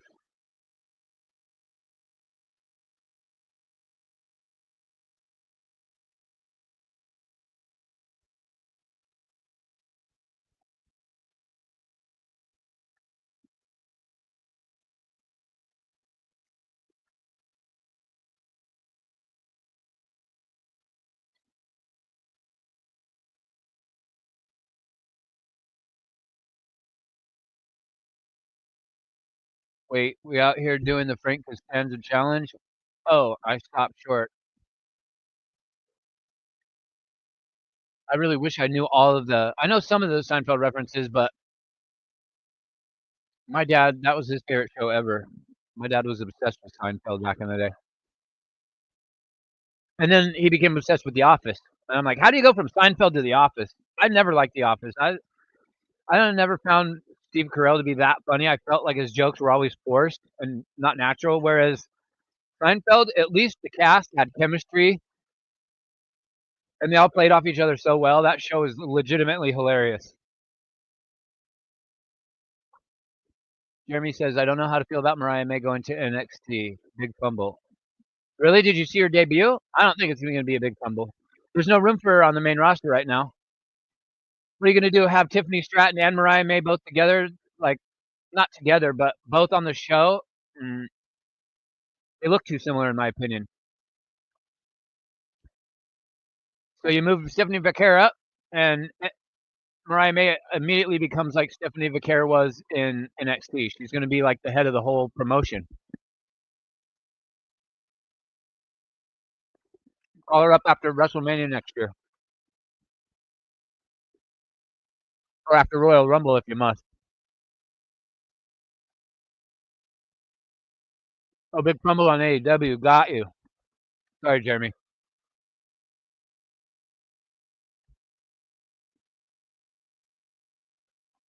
Remember after Mercedes, wasn't her debut match in AEW versus Stephanie Vaquera? When she won the match, but I remember going, holy shit, this girl completely out wrestled Mercedes Moné. Ray Phoenix, the rope walker.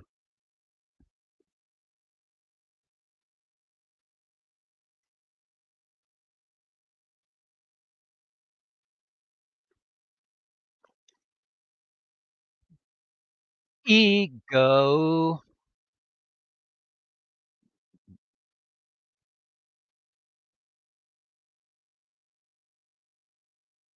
Ego. It's 2025. WWE is a fat whore. AEW still sucks. NXT, TNA, and AAA are said to be cool to watch now. Nothing wrong here. I don't mind that these other promotions these littler guys are getting some shine. WWE, oh, sorry, not WWE. Pro wrestling in general needs a shot of adrenaline because it's been stale as fuck for pretty much all year, and we're halfway through the year now. I'll tell you this: try not watching the weekly product. Like the week of a pay per view, don't watch Raw or SmackDown, and then watch the pay per view. I swear to God, the pay per views aren't that bad. It makes the shows way better. Like I just catch like the YouTube highlights of Raw and SmackDown, but you ain't gonna catch me dead wasting 3 hours of my life on that garbage when all they do is just insult the fans' intelligence. Fuck, I spilled.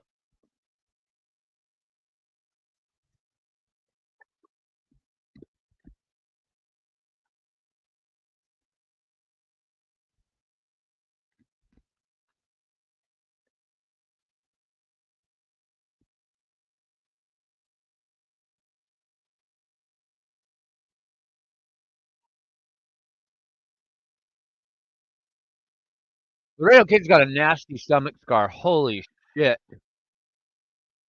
What, do you get speared? Like a little spear go through him or something? Holy shit!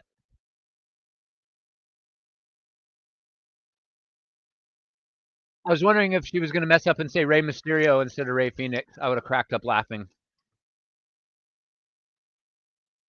I would have literally died laughing.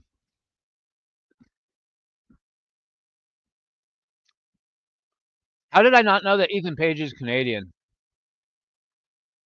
That makes me like him even less.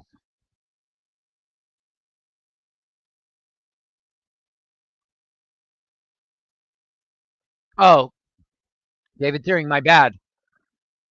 The fact that that we got a Dominic versus Octagon match, yeah, but still too much going on.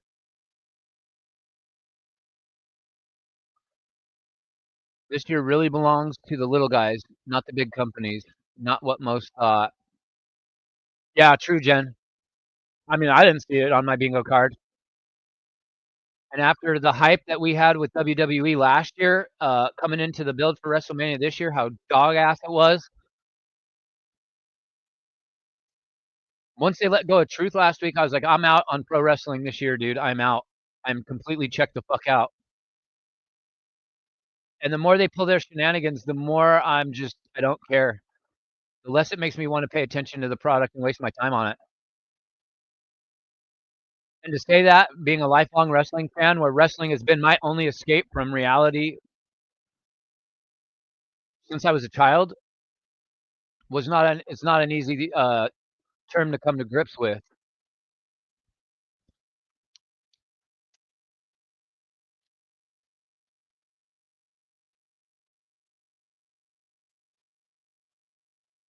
Thanks to underwhelming major programming, there's a massive commodity in independent and developmental. Yeah.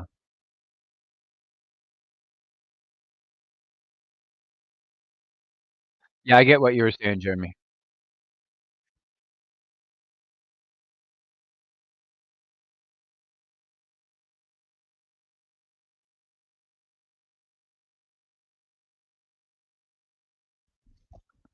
Except for Jen, right? I, we've all known OTS Tribal Queen for at least a few years, if not longer. Um, I keep forgetting what your screen name was before you changed it to OTS Tribal Queen.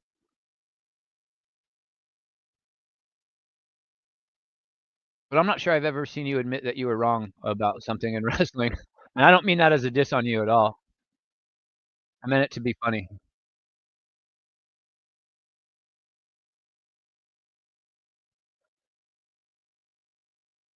Oh, no shit. No shit. Is this the first time? No, this is the second time that Indigo's been in here? My man, Indigo. Oh, bro, how are you doing? So good to see you in here, bro. For real. Wow, what a surprise. Hope you're having a good day, bro. How you liking the show so far? We get Ray Phoenix.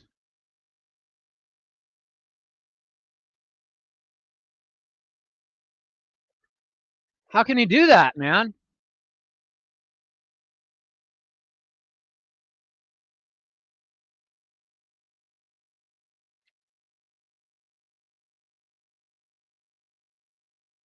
Javon Evans is tall. Indigo in the building for shizzle. Wow. OTS fam surprising me today, showing me love. Love it. I haven't streamed in so long that I was almost nervous to click the live button because I'm like, I don't know if anybody's gonna pop in. Like, how am I gonna talk to myself for 3 hours on a live stream? And I turn on my stream, and then the very first thing I know, Scripps is in my chat saying he stopped by to say that he's not gonna be able to be in my stream. He hit the like button though, so he did his job. I just thought it was funny. I had to give him a little bit of shit for that.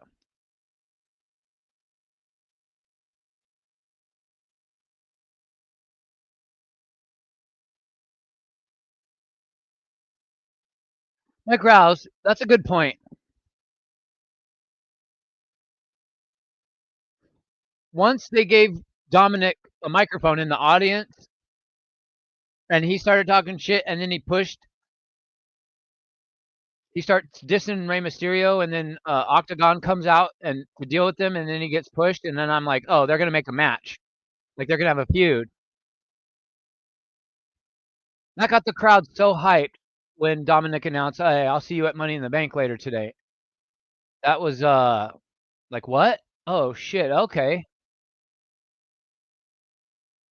When you book a match like that on the fly, you don't need oh shit, Phoenix with a corkscrew. Sometimes you don't need a big long feud to make sense of a match, especially when you're booking on the fly. And a lot of AEW's matches just seem randomly booked on the fly, right? But it's done in a way where I just don't care. It's like why are these like yes, wrestler A is great, wrestler B is great. They've had no interaction with each other. They're just gonna fight. Who cares, right?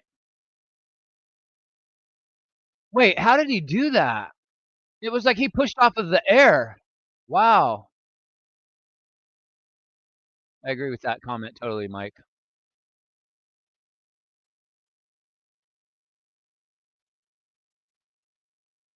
Nobody is ever 100% right. We are all human.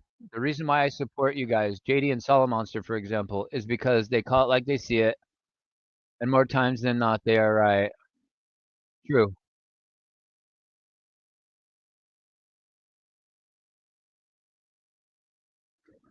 Hey, Midmo, it's all good, bro. The fact that you caught me and came in, like I said, I was right in the middle of talking, and I see my phone ring. I'm like, damn, he's gonna think I'm ignoring him, and he probably has no idea that I'm streaming. And I was thinking in my mind when I saw your phone call, I'm like, I hope he knows that there's a show today. Oh, ow! That dude just squashed Javon. And then he got landed on his face by Ethan Page's sweaty nipples. Gross. Issa sent me to Jesse, Jesse to JD. That's how I found those guys. Really, Mike Rouse? So you were a part of Issa's community first, huh?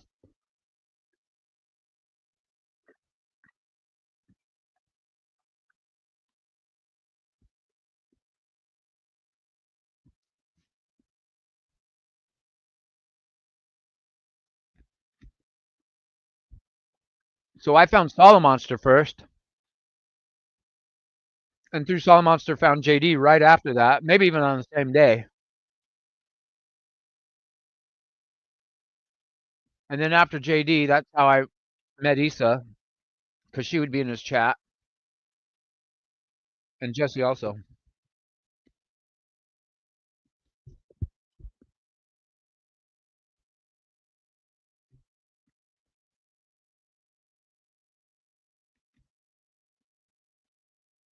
Oh my God, what a crazy.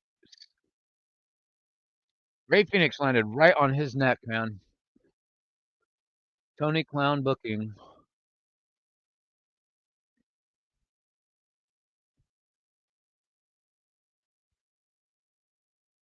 Yeah, Mike Rouse years ago, same. I found JD in 2013, I think.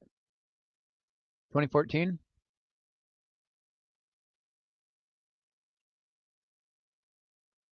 I'm pretty sure he had less than 30,000 followers when I found JD, maybe even less than that. And most of his crowd at the time was in the gaming community for his Mario Kart watch-alongs and shit like that. His Mario Kart meltdowns.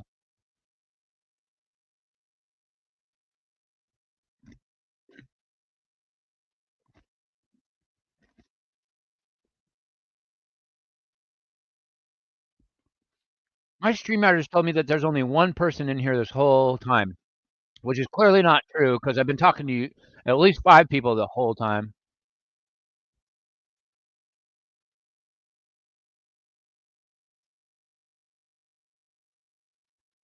I got you, fam.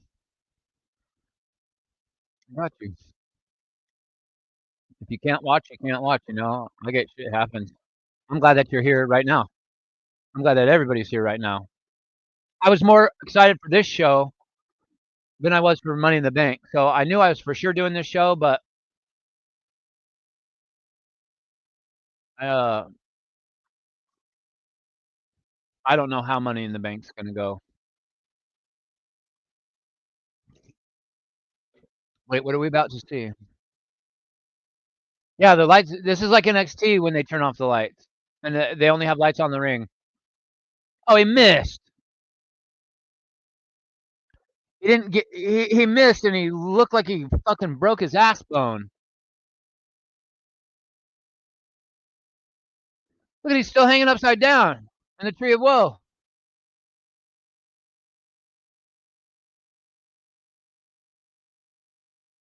That's as close right there as Javon's gonna get to winning this match. He's not gonna get another 2 count.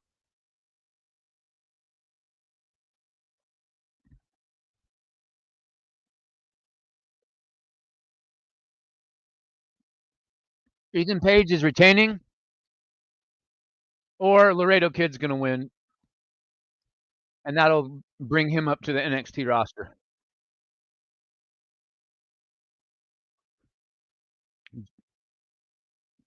Phoenix don't need this win, especially because he's on the main roster. What's he going to do? Win the North American title and then be in NXT? He's going to outshine everybody if he's on NXT because they're all young.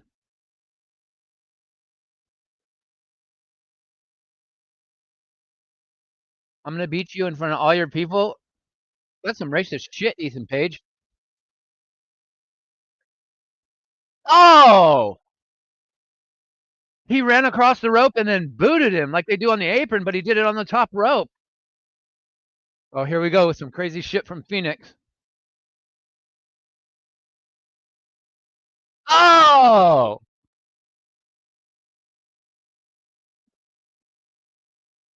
This is total nonstop action. Wait, pause. Total nonstop action. Wrong promotion.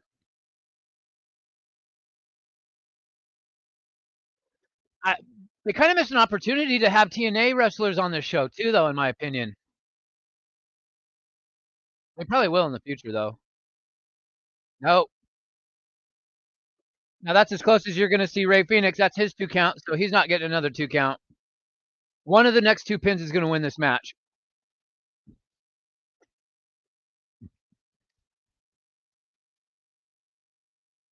I'll be right back, chat.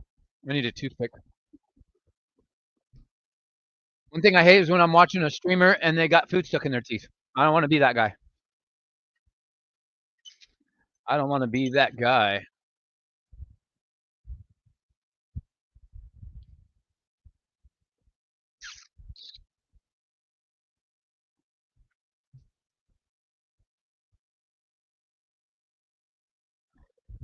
I haven't even looked at Twitter. That's another thing. I've been off Twitter when it comes to watching wrestling. It ruins it for me. Watching Twitter every day, everybody talking about the matches coming up, watching Raw, watching SmackDown.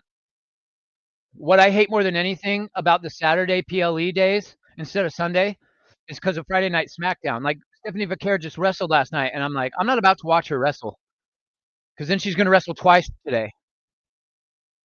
So that's another reason why I say if you don't watch the weekly product, it makes the PLEs 10 times better.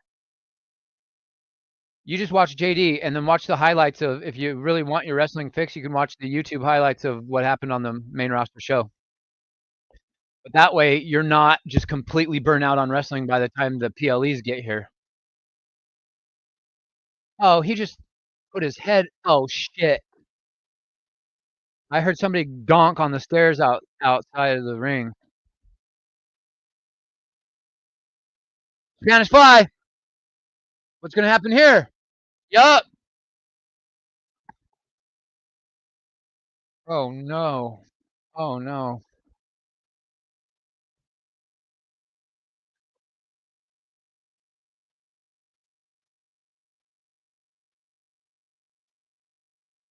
So Ethan Page got a 2 count. Maybe Laredo Kid is the only one who hasn't done a pinfall yet.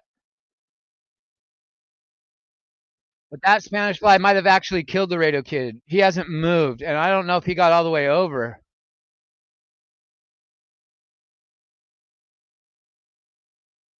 Was that Phoenix in the ring laying on his back? Oh.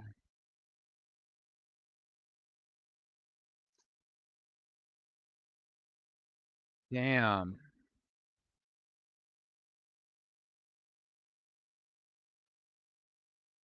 Yeah, no, Conan made a botch. That was Phoenix that rolled out the ring.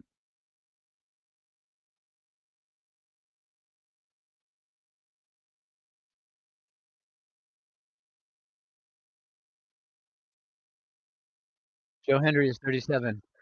You notice a lot of these newer guys in WWE are in their 40s?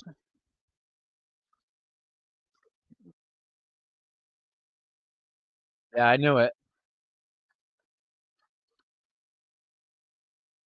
Ego. All right, so my prediction of Chad Gable winning the AAA championship is been whittled down to 0 chance, unfortunately.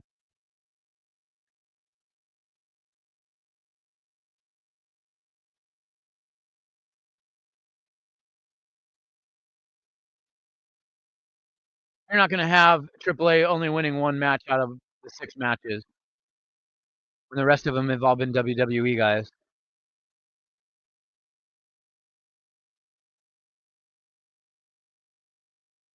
Pushing 40, that sucks. A lot of that in pro wrestling, late bloomers.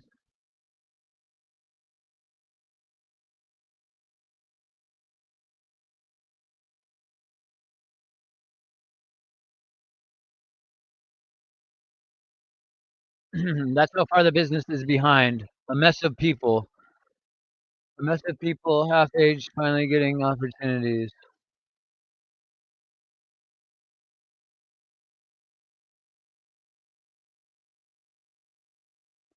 Well, how old is Ethan Page? It's not like he ain't been around for a minute in wrestling, you know what I mean? Let me Google that shit real quick.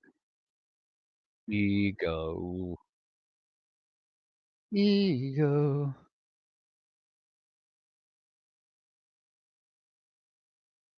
How old is Ethan Page?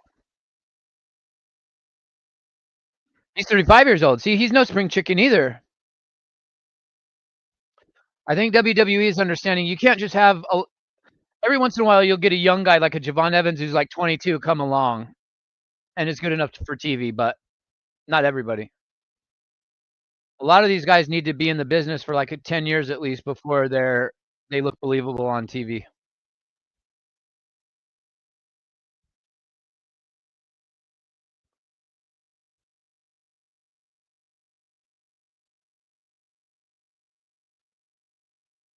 Like Ralph says, he's like Eddie Foster. He makes the rounds. Oh, we haven't seen Eddie today.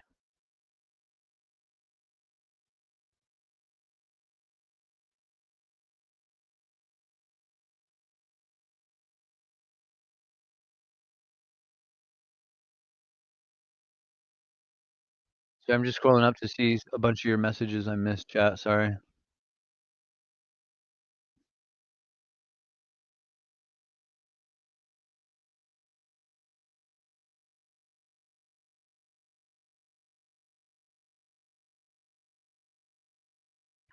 After my mouse just stopped working.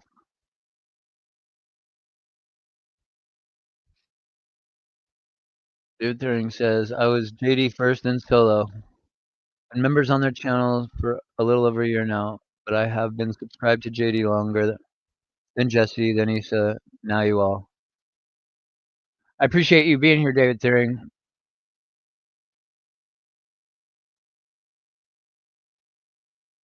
Thanks for showing me some love, bro.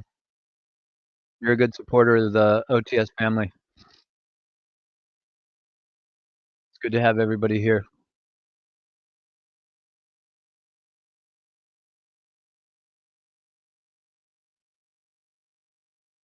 I mean that.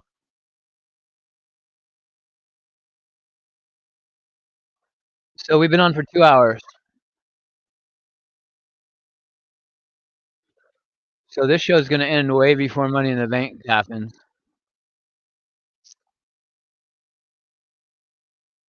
Which I guess makes sense because if you're in LA and you're trying to go to both shows, you're going to need time to go from the Kia Forum over to the Intuit Dome. Because they're not having both shows in the same venue. Chad Gable.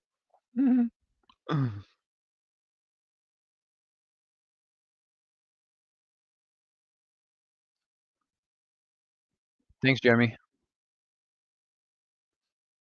I missed it, man. I've been just going through some mental warfare, mental health torture since I got sick. And I'm hoping in the next couple of weeks I'm going to have the ability to upgrade some stream equipment so I don't have to do this twitchy ass auto-generated background. I might be able to actually get a real green screen and a real microphone to take this. This headset hurts the top of my head so bad after I'm wearing it for a while. So I'm hoping that I'll be able to upgrade a couple of things for my stream to make it look more like a stream in the next couple of weeks, and that'll probably motivate me to want to stream more.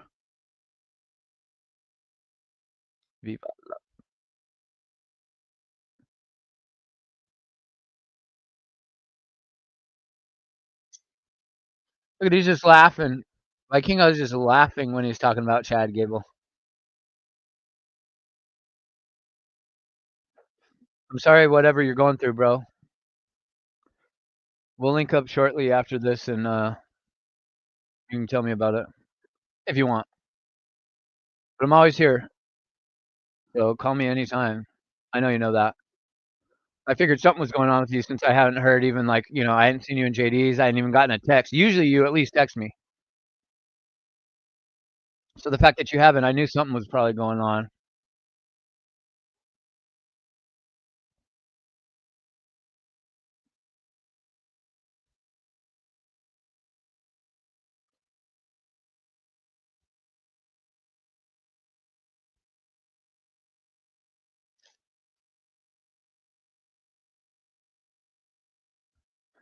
Kingo is about to do some like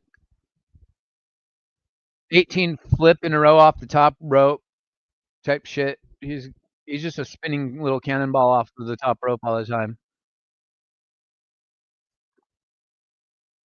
Chad Gable is shredded. Who was it in JD's stream the other night that said they're probably gonna have Grande Americano get demasked and it's gonna be what's his name? Ludwig Kaiser. I would die laughing if they unmask Grande Americano and it's Ludwig Kaiser. even though it's not, because some super spy, super sleuth fan on Raw took a picture and posted it on X of Ronnie Americano's boots when he was in the ring, and it says CG on the side of his boot. So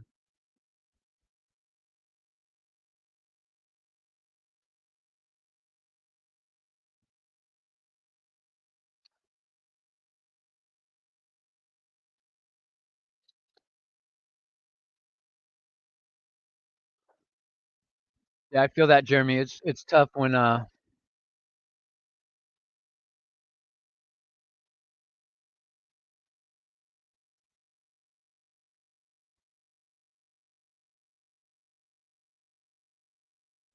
just hope you're hanging in there, bro. What's crazy is that June's the men's mental health awareness month, right? And literally June 1st, I had a complete mental health breakdown. I've actually crashed out on a few people in the last week. My mental health has been literally uncontrollable.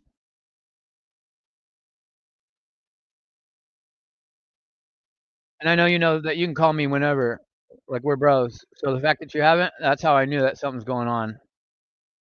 And I'm sorry I haven't been the one to reach out. I'm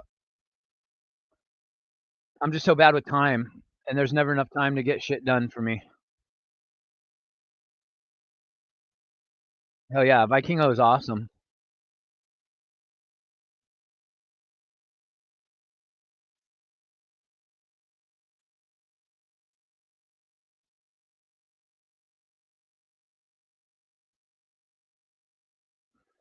Bro, facts. You can only bottle this shit up for so long, and then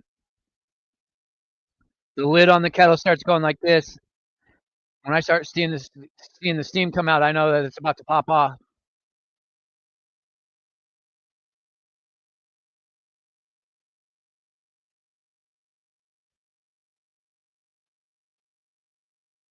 I like Vikingo. He's just so small. I hate when wrestlers like are shorter than the top rope. Okay, he's not quite shorter than the top rope, so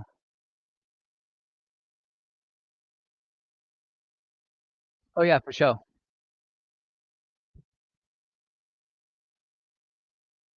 For sure, for sure.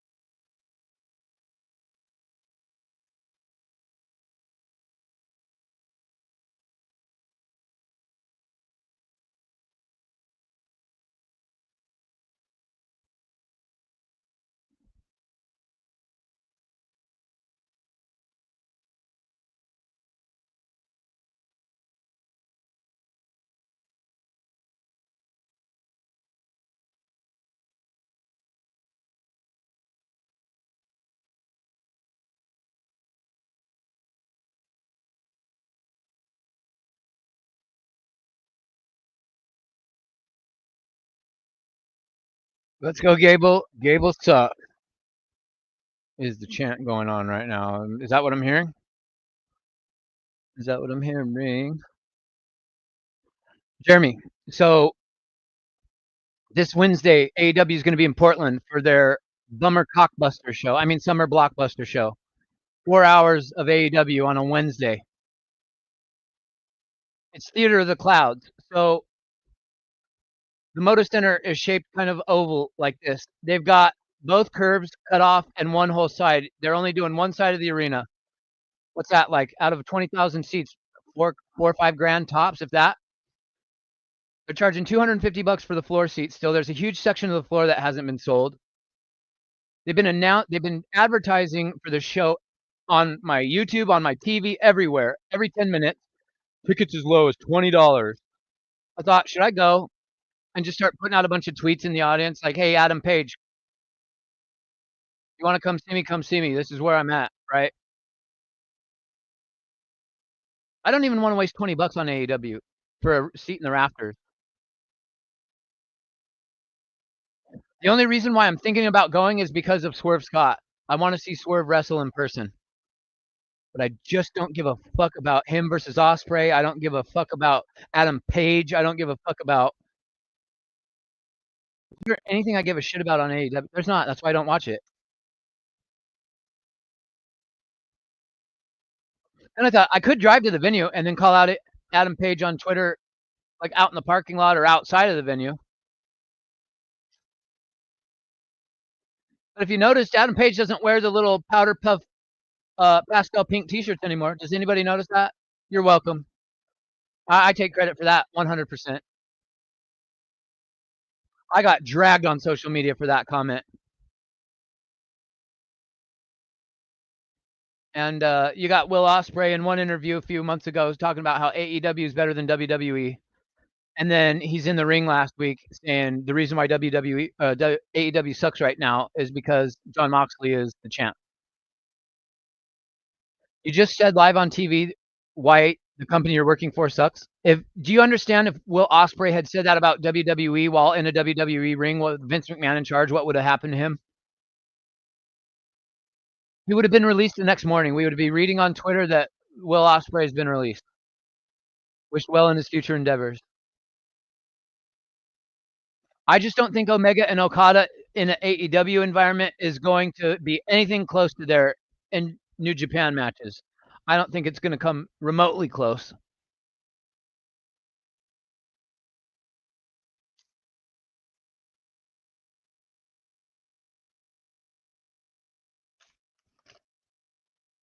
I seen a clip on Twitter yesterday of Cody Rhodes holding Eggman and Adam Page on his shoulders, and the Young Bucks and all the Dark Order and shit all standing around, and they're all chanting, "Hangman's cock, Hangman's cock."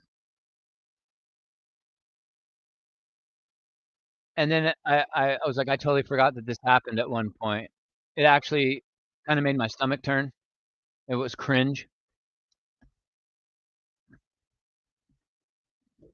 That's the kind of shit the reason why I don't like Hangman.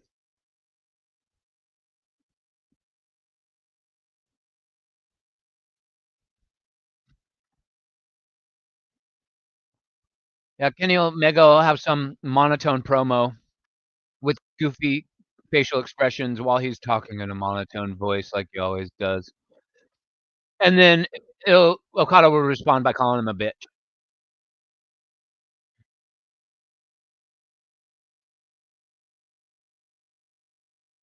Oh, you're right. You're totally right. Right after he said the reason why AEW sucks right now is because you're the champion. And then he looked down, and the caption on the of the clip was, "In this moment, he knew he fucked up." Right? He totally looked down and was like, "Oh, I just literally said AEW sucks on live TV in an AEW ring." That's probably going to get him some backstage heat with Tony Khan. But then again, Tony Khan is a butt kisser, so it probably won't.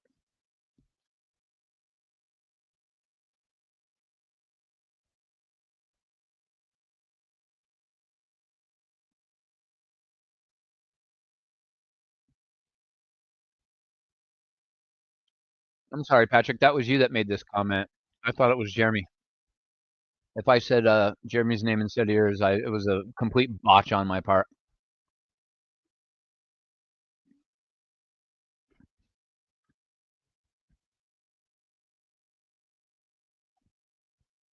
Yeah, to the old school guys, when you do that, that pisses them off. I bet Taz was pissed off too. I bet Taz probably went backstage after the show and said something to Will Ospreay. I bet you $100 he did, because Taz ain't one to let that kind of shit slide.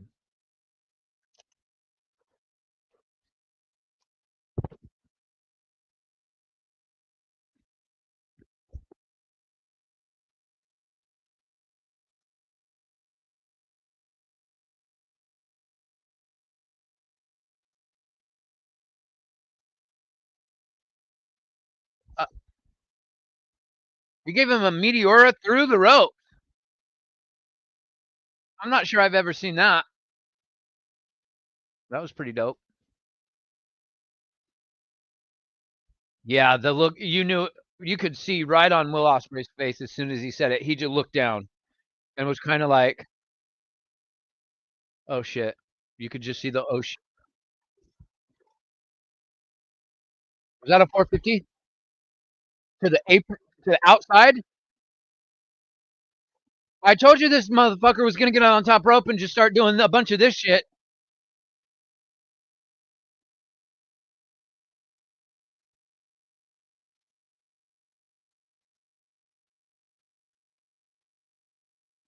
I'm pretty sure that's the first time I've ever seen a 450 to the outside where the opponent was standing.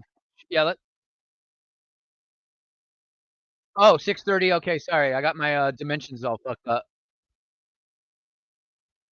If that was a 630, that's even more incredible.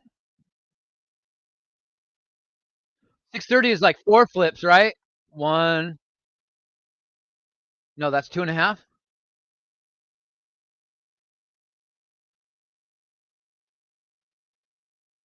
450 is 1.5, right? Because 360, 450, that's 2.5 rotations.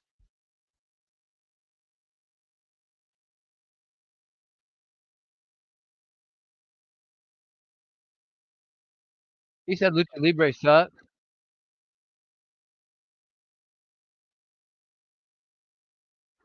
Chad Gable saying on a Lucha show that Lucha Libre sucks, and then he's going to wrestle as a luchador on Money in the Bank. The irony in that shit, bro. Um, I still wish Chad Gable was winning this match. Wait, what? A table? This isn't really Lucha.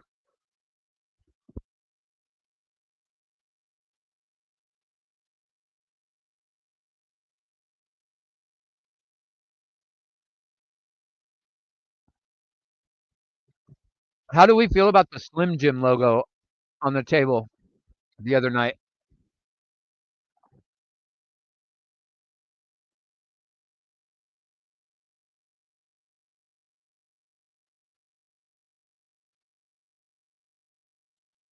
Uh-oh.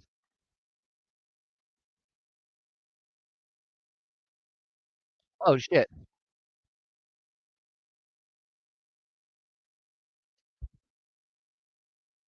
That was dope. Turned him inside out.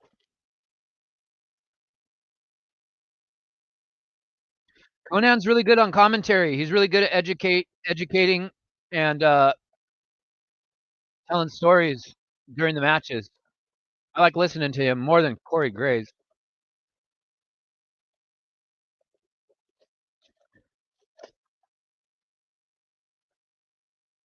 Although I am glad they let Corey Graves do commentary instead of like Wade Barrett or somebody from the main roster, because obviously Graves is the NXT commentator, right? So it would have been kind of fucked up.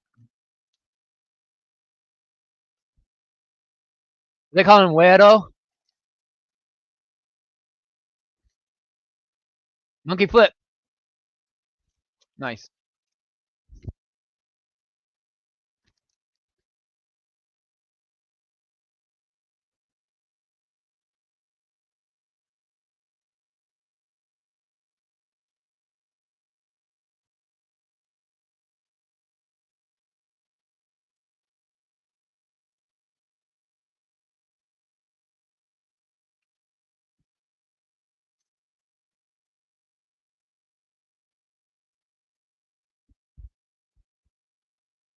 Bro, what did I just take a bite of?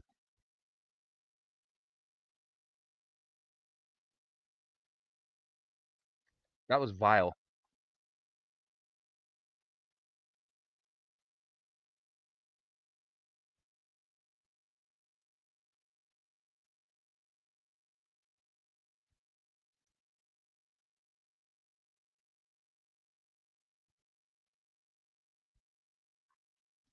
Oh, I'll for sure watch the show back all the way through without all the distraction of me talking and everything.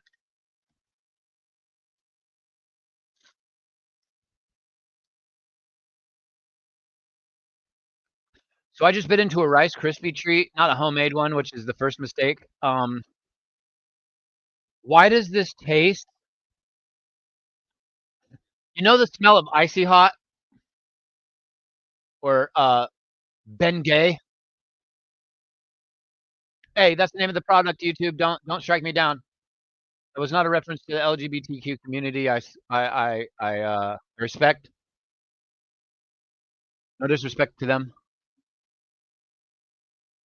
No disrespect to they them. Sorry again. My bad.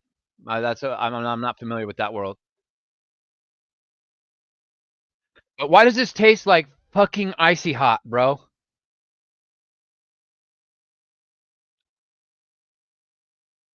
That really pisses me off.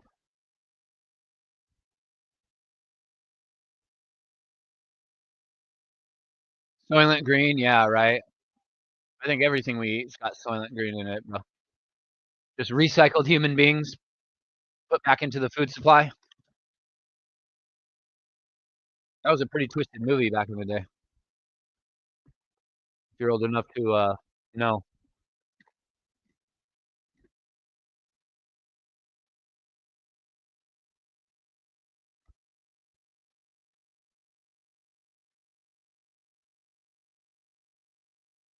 What was that? A chest breaker? I hope WWE kind of fixes that AAA belt. It's not polished and shiny enough for me. Look at Vikingo.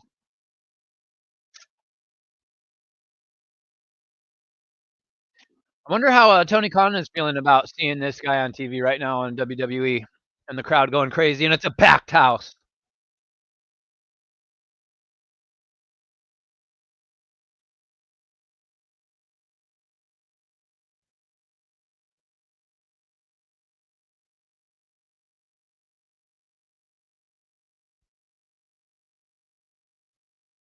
I wanted to text you the other day, Jeremy, and ask you. I kind of mentioned the tiff with Elon Musk and Trump earlier. I meant to text you the other day. I wonder what Alex Jones is thinking right now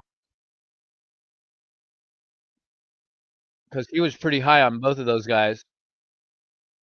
And I wonder where his allegiance lies now. Probably still with Trump more than Elon, but it just made me curious.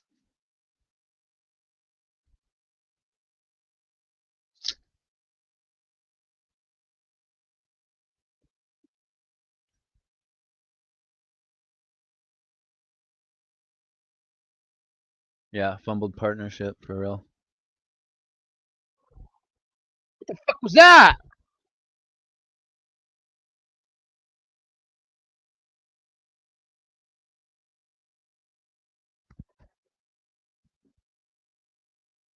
He was on the outside of the second rope when he did that. What? Never ever seen that move before.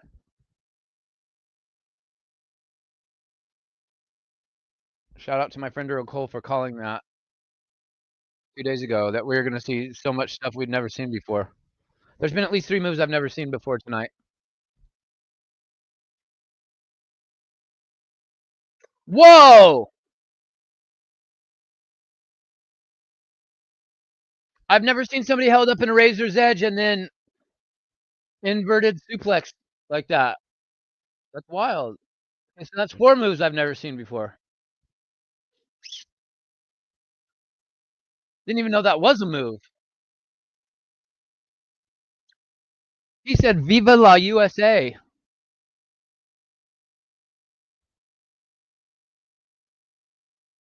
I thought he was going to Kurt Angle, but he landed on his feet. That's incredible, Chad Gable.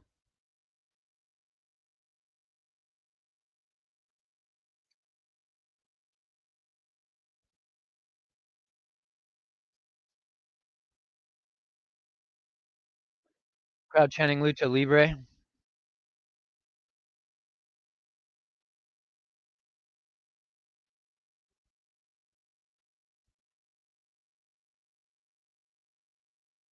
I feel like Vikingo's going to have back problems, bro.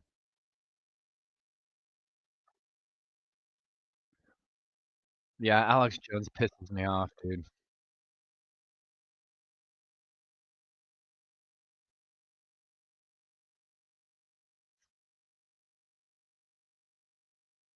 Yeah, I think it's a work to get the Dems on board. Oh, Elon's turning on Trump. Yeah,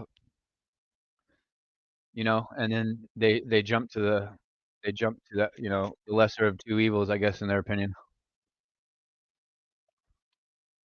Yeah, I will say this: I've seen footage of Trump with Epstein and all the Miss USA, Miss America pageant girls from back in the early '90s partying it up, but it doesn't necessarily prove it was on Epstein Island, and it doesn't mean that Trump was sleeping with minors, right? For Elon Musk to tweet what he did the other day was absolutely insane to me. Calling Trump out like that is going to come back and bite him in the ass, I'm assuming. Mexican destroyer!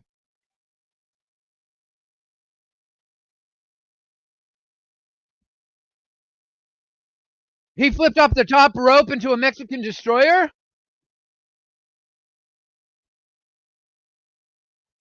Holy fuck, on the apron?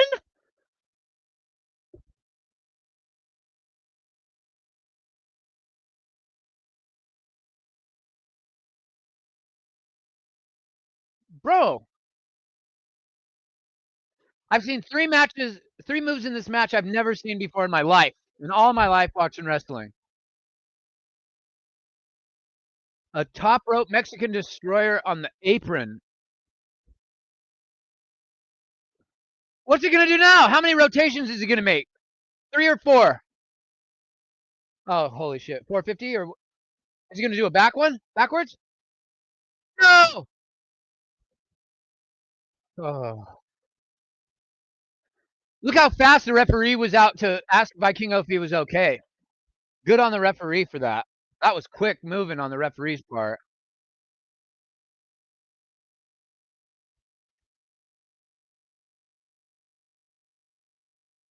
The chicken went to the gym to work on his pecs. I don't know what that means. Oh! Shit!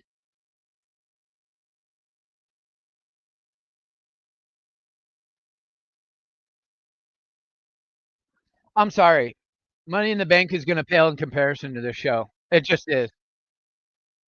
And there were like 3 matches that weren't really that interesting that happened on this show.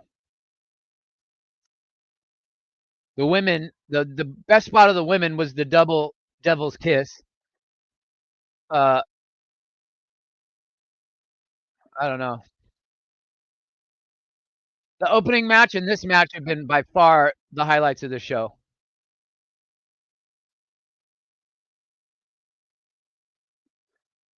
To see the WWE logo and AAA on the same screen is like boggling my brain, Jeremy. It's like what alternate universe are we in, right? In a good way. I like it. Yeah, there's your table spot for show.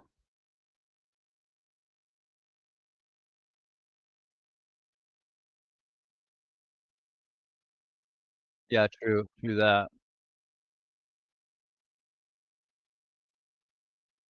JB says Gable reminds me of an athletic cyborg. Yeah, he's literally a wrestling machine. He really is.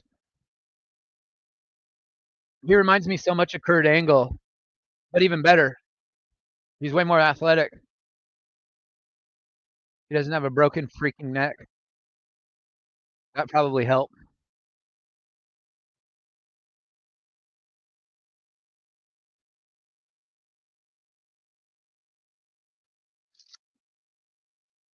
A little gimp.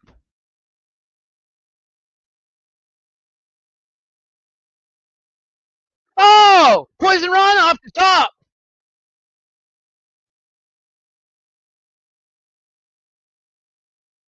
He fucked his ankle up or what?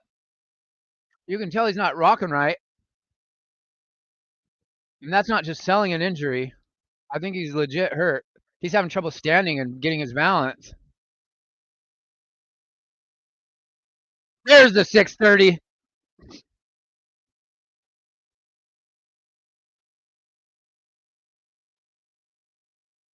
Yeah, he hurt himself. I hope he didn't blow his knee out. The fact that he hurt himself and still pulled off the moves is Vikingo's awesome, man. He really is.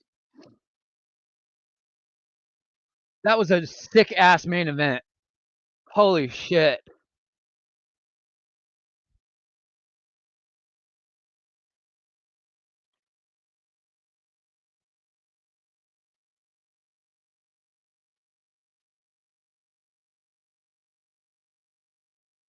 What's up, Willie? You missed the show, bro. I'm good. How's your day been? Thanks for stopping by.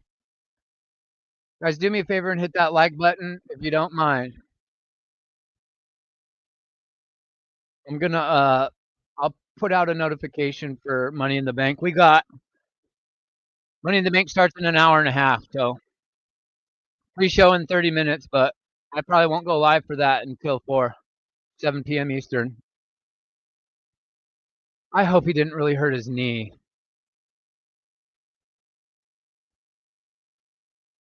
But he's definitely grabbing onto it.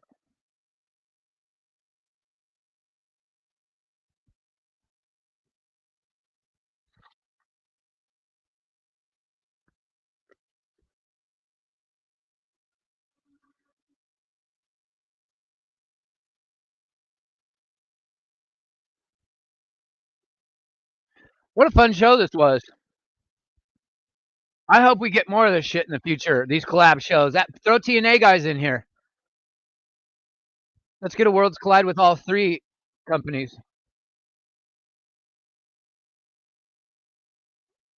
What a dope show, man. That was fun as fuck. That was absolutely a fun show. Thank you guys so much for hanging out. There were some banger matches today already. Throw Omos in there, pal. Holy shit, no way.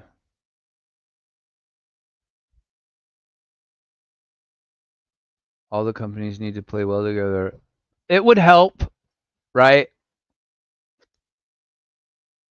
But unfortunately, because the very first image we ever saw of anything live on an AEW show was Cody Rhodes smashing Triple H's throne, that's never going to happen. That was the first shot fired, and WWE has been strategically making moves to backdoor AEW. At first, it was kind of done in a way where we noticed it, but it was like, I think, when reporters would ask Triple H about it, hey, it's just we can't help the calendar and what days the show falls on, like it is what it is. But now, in 2025, mid-year, it's blatantly obvious that they're booking to backdoor AEW. Blatantly obvious. And not only are they just trying to like outstage AEW, I feel like they're trying to snuff them out. Like that's the reason why we got a 4-hour Dynamite on Wednesday this past week, and why we're getting another one this upcoming week. Because the next weekend is what's happening next weekend in WWE? Nothing. When is the next PLE? Isn't all in next week?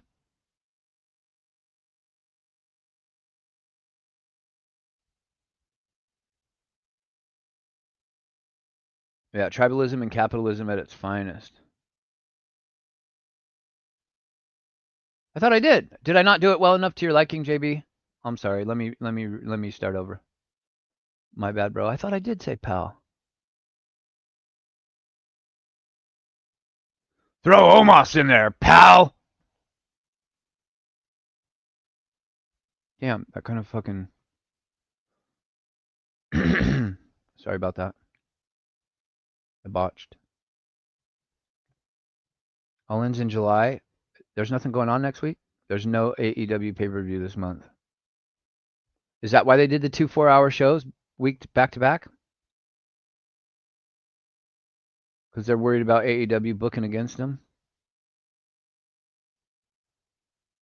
I'm sorry, JB. I just called you JD on accident. What was I going to ask? Oh. WWE's got Saturday night's main event. Was it Money in the Bank? No, that's today. What's going on with what's happening with the show Saturday night main event? There's something after the next Saturday night main event. I just don't remember. Oh, is it King and Queen of the Ring?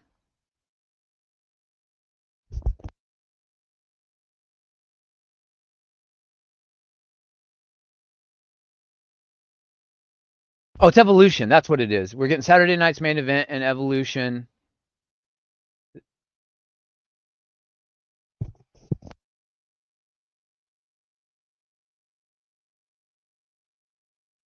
That's July 13th. That's next month.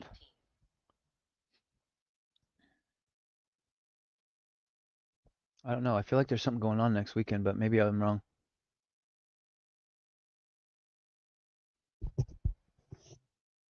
Yeah, they can't compete against WWE and the UFC for sure. So I don't blame them for that. But I thought that there was a reason why. Oh, okay. Now I remember. I was confused in my brain. So the 4-hour show on Wednesday was quote unquote Fighter Fest, which was just AEW and a 2-hour Collision combined. And then we're getting Summer Blockbuster or Bummer Cockbuster this upcoming Wednesday, which is a 2-hour Dynamite and a 2-hour Collision combined because Collision's on Saturday. So if they run Collision today and we got Worlds Collide and Money in the Bank, has anybody got time in their fucking schedule to tune into fucking Collision live? Hell nah. Nobody's watching Collision on a day where WWE's got 2 shows fucking back to back. Is pretty sick. I like this. I actually don't mind taking a pay-per-view and splitting it in half. I really don't. I think this was a cool concept. It kind of sucks that it's so early in the day. Like, I don't like having a PLE at noon. But if we're going to, and there, we don't have any say-so in the matter, this is a pretty sick concept. In the future, I would make it like, so incorporate some TNA talent.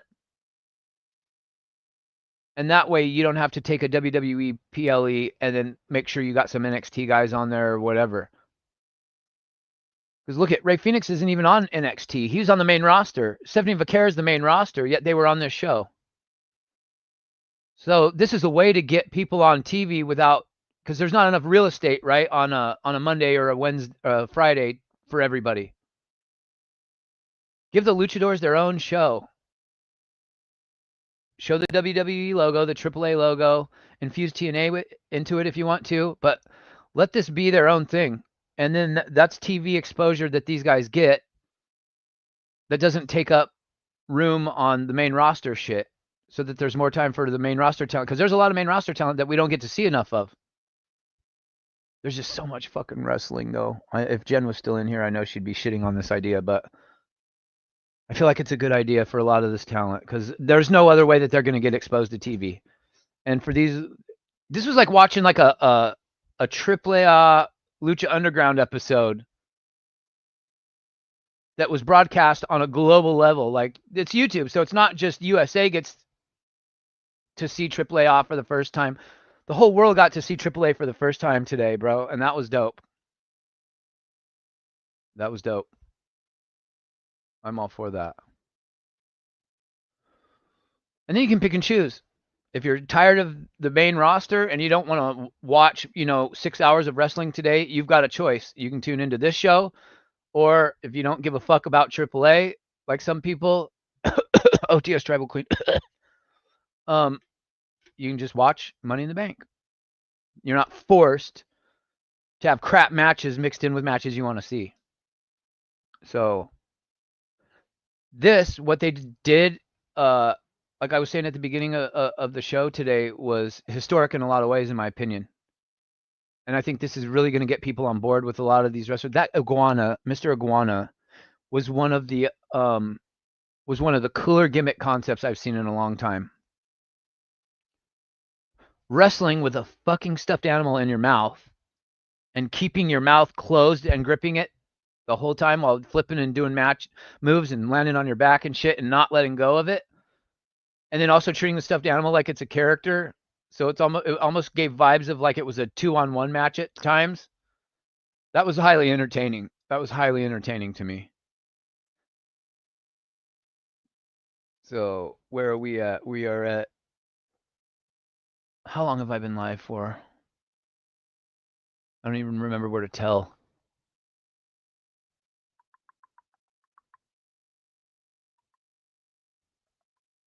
Why doesn't it say how long I've been live for? It used to up in the screen where it says the number, but I think that's glitched because that's just showing the number 1 the whole time, and there's no counter saying how long I've been live. But I went live at noon, so okay, 2 hours and 40 minutes. I'll just figure it out on my own.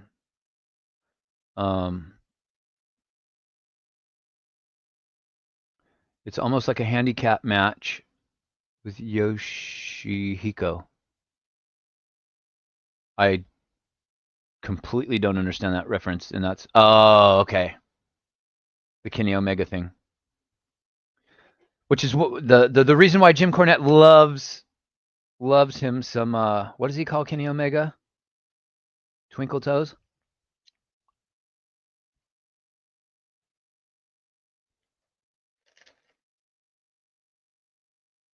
Cornette can't stand. Cornette buries Kenny Omega any chance he can.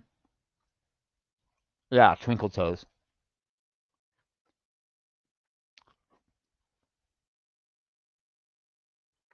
I saw some comments the other day talking about Kenny Omega going to WWE and his contract is up.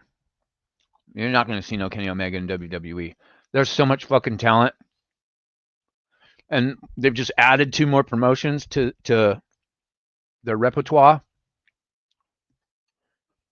I keep spitting food. I can't wait till all these dentist appointments. I've been going to the dentist every week for like over a month, bro. I cannot wait till my shit is all completely fixed. There's no way Kenny Omega is making the main roster unless WWE gets rid of like 5 guys. And he's too old at this point. He's too beat up. His body's been through too much. His neck ain't good. His knees aren't good. And I just can't. I've never been able to see Kenny Omega in a WWE ring. Read up. Read up where? Oh, I see. I was saying this very thing a couple months ago. Give the luchadors their own title and a series of stories. And if you've got a AAA as a feeder system, that makes it all the better. Yeah, they could. I mean, if they don't have any problem bombarding us with all this wrestling content, right? So just give AAA their own, like, give them their own little world, like a Lucha Underground style show where they can showcase these guys, because they're not going to make. None of these guys that we see today are regularly going to be on TV. You might see a couple of them show up in an NXT feud based off of what we got today. Now that worlds have collided, they're going to start. You'll probably see a lot of these luchadors in NXT here and there, but not everybody watches NXT. And if you give me shows like what we got today on a weekly basis with the luchadors, I'll for sure tune into that every week more than I do. I don't watch, I said TNA, I meant NXT, sorry. I don't watch NXT every week. But if they give us something like this, with the luchadors giving their own show weekly, I'll for sure tune in and watch. Hands down, wouldn't even bat an eye. Because I feel like under the confines of the lucha libre style, I don't mind all the divey and flippy shit because I understand that's their culture and that's the style of wrestling, so it fits under their brand.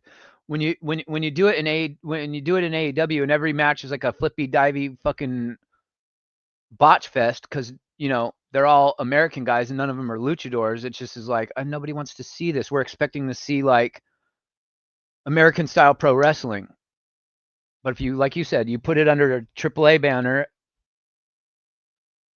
you can do all the flips and dives all you want to.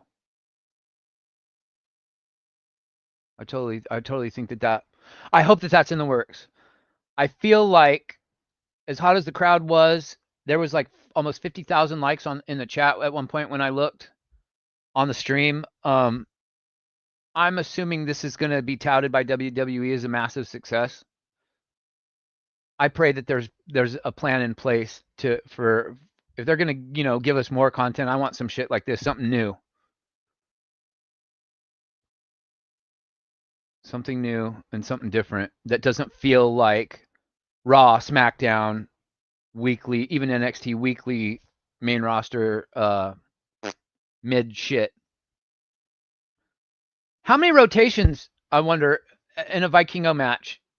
Add up all the rotations I saw him do. I wonder what the number equals. That guy spins so fast and so many fucking times. It's just wild.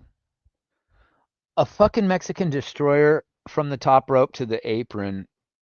I don't know if JD's going to be impressed by that or if he's going to shit on it.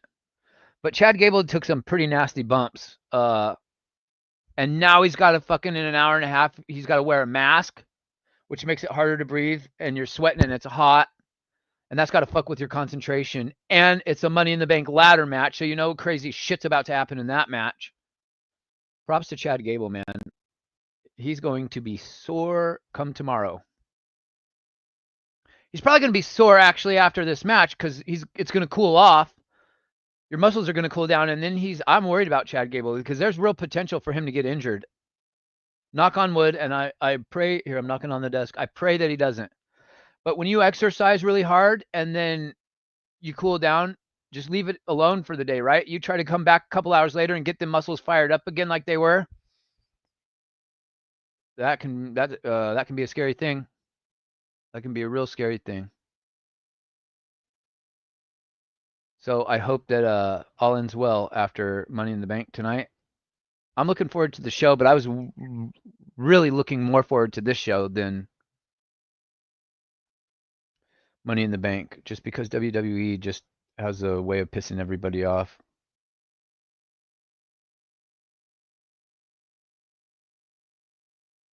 My dad just sent me this post about Aaron Rodgers joining the Steelers. He stopped the Steelers from winning the Super Bowl once. Now he's ready to do it again. He's going to be the quarterback for the Pittsburgh Steelers. Sorry to get on the topic of football. I just saw that. It's crazy.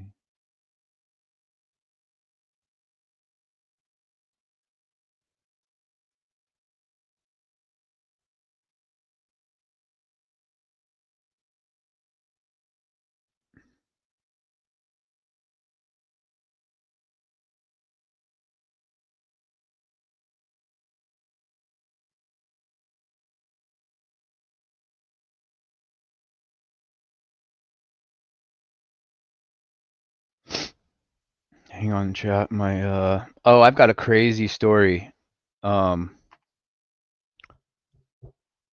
There was my best friend from high school. I haven't talked to since I was 18. There was a little minor of a falling out, but there were things going on back then in my life that I had to get away from to save my life, in a sense. I knew that the path I was headed down back then as a teenager was not going to end up well if I stayed on that path. So I had to make some decisions to remove myself from that environment. And that meant splitting ways with my best friend in high school.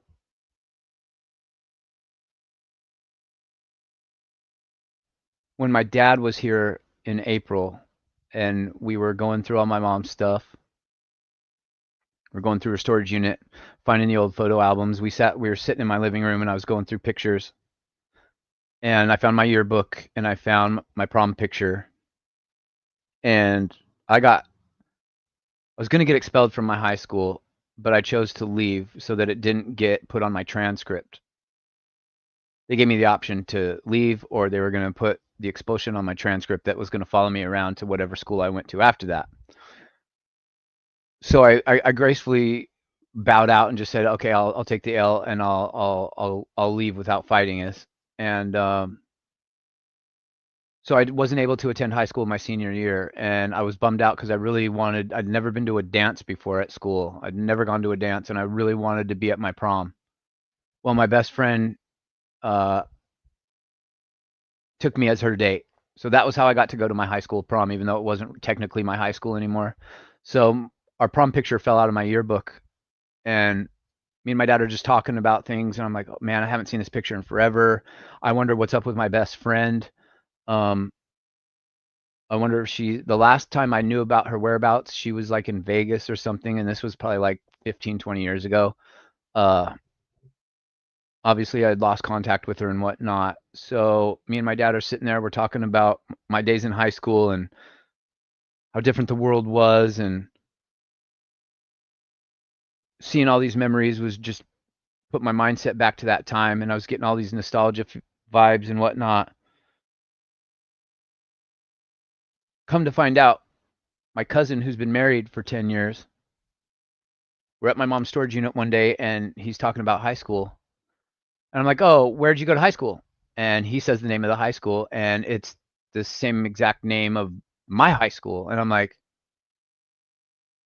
you went to yada, yada, yada high school? And he was like, yeah. I'm like, now, he's a fireman. He's younger than me. I think he's in his, well, he might be 40. Maybe he's around he might be even mid 40s, but he looks like he's like 28. He's got good genetics, and he's still got youthfulness to his face. He trained in mixed martial arts, and he's a profession, he's a professional firefighter. Um, so he's conversating with my dad about high school. I ask him what high school he goes to. He tells me, I'm like, that's the same high school I went to. I said, so what year did you graduate? He says, 1996. I'm like, wait, I graduated 97, so you're a year older than me? I'm like, I started running through my brain. I'm like, do you know so and so? So I bring up my best friend from high school's name, a couple of my friends, and he's like, yeah, I remember them. And I'm like, wait, what? Did we ever come across? I never came cross paths with you. We had to have been at the same functions. Everybody went to the high school football games. Um, every time we were at a party, the football players would be there, the wrestlers. Like, even though I didn't know him, but he was a wrestler and a football player. So I'm like, dude, you had to have been at the same parties that I went to, and we just, for whatever reason, never crossed paths. So he goes home that day. I go home. That's when I find my yearbook. So I'm looking through my yearbook. Sure as shit, there he is in my yearbook. I'm like, this is so weird. He's been married to my cousin for 10 years, and we're just now finding this out. And it made me think about my mom. And I was like, damn, I wish my mom was still alive, because I want to tell her this shit so bad. Like, my mind was boggled, right? I'm getting goosebumps thinking about this because of what happens in the end. So me and my dad are reminiscing about stuff, and the yearbook, I open the yearbook, and the prom picture falls out. It gets me thinking about my best friend. This was on a Friday, I think. My dad's going home the next morning, or the next day on Saturday. He goes home. I have a dentist appointment for Monday, 2 days later. I go into the dentist that Monday morning, and I'm sitting in the chair on my phone, and I look up, and I am still thinking about, in this moment, I'm thinking about my dad's visit, how good it went. Because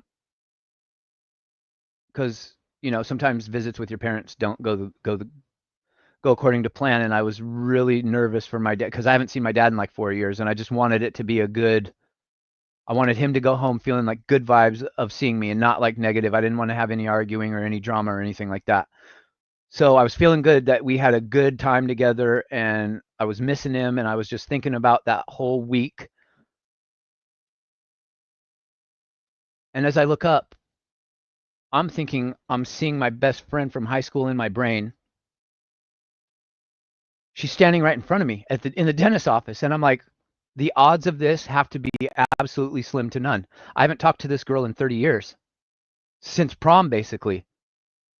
And I'm thinking, okay, I'm hallucinating. So I look down again, I look up, and I'm like squinting. I'm like, I haven't talked about this girl in 15, 20 years to anybody. And I'm like, did I manifest this? Am I tripping? Am I in the Truman Show? Like someone's for sure playing some tricks on me. Was I being watched or recorded the last couple of days when my dad was here talking about all those times, back then? And how in the fuck is she standing right in front of me right after all this happens? Any other time, she could have been right there in front of me. I wouldn't have been that freaked out by it. But because she had been such a focal point of conversation over the last couple of days, I was like, I manifested this, right? And I'm like, I call her by her name. I'm like, Rachel, is that you? And she's like, yeah. Well, we both look vastly older and different from high school. So um, I'm like, do you know who I am? And she's kind of like, she's got this dazed look in her face. And she's like, yeah, I know who you are. She's like, you were my prom date. And I was like, come here. And so she walks up to me and I just grab her and I squeeze the shit out of her and I just don't let her go. Right. And I'm just like, bro, what is happening right now? So anyways, we've been in contact since then, and that was about a month. Let's see, the end of it. Oh, I guess it's been like a month and a half now, but we text regularly now. Come to find out, she lives literally, if I got in my car to drive to her house, it would take me less than 2 minutes. She lives like right down the street. I'm like, what is happening? This is just some crazy coincidence that, like, I don't know. But it just made me feel like we are in the Truman Show. I feel like everything is scripted. I'm like, there's no way that this is real. There's no way that somebody wasn't hearing me talk about her and then like, how does that happen? How does that happen, bro? So I don't know.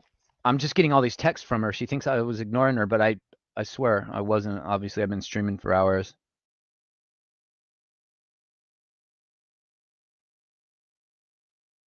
And I'm still, when I think about how we got reunited, like, it's mind-boggling to me.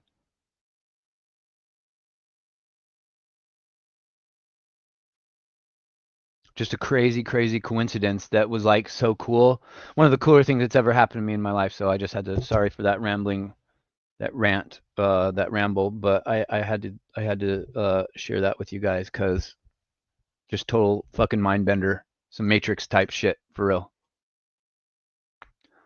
Um, and I was trying to get the stream to about 3 hours just to end on like an even note, but if I've already told the story, holy shit, somebody should have stopped me. All right, everybody, good to see you all. Jeremy, you got to go, no problem. I should be back for Money in the Bank. If you see a thumbnail or a notification that I'm going live, that means I'll be live. If you don't, that means I just said fuck it. I don't know if I can. I don't know how long Money in the Bank is supposed to go for. I'm assuming 3 hours because the UFC's main card will start at 7, even though their undercard starts at I think 5 p.m. But there's no way I'll be watching that over Money in the Bank. So if you guys see me live, you want to stop by again, I'd greatly appreciate it. But thank you so much for showing up to this one. Shout out to David Thiering, to Mike Rouse, Patrick Palmer for being the first in the chat. Jeremy for popping in. Thank you, everybody. Jen, OTS Tribal Queen, was not expecting her presence. Who am I leaving out? I'm sorry if I can't remember everybody's name, but JB, that's the other one. Thank you guys so much, man. You just having a few people even to talk to makes this so less cringe for me. Like I went live and I'm like, what if nobody pops in? How am I going to talk like there's people there? Because there's not. I don't know how to do that yet. So thank you so much for showing up and showing out. It's been a minute since I've done this. It means a lot to me. And what up, Otis? How you doing, man? I'm just now in, bro. Good to see you though. Hope you had a good live stream, brother. So yeah, if you see me live, feel free to stop in for Money in the Bank. Should be doing a watch along. Don't know if I will have any voice left for this. It's a lot of talking, but I accomplished my main goal. I wanted to really do something for today. It's been months since I've live streamed, so thank you guys for making it so much easier for me. And with that being said, I'm going to bounce up out of here, and I will hopefully see you all for Money in the Bank. All right, take care, guys. Peace.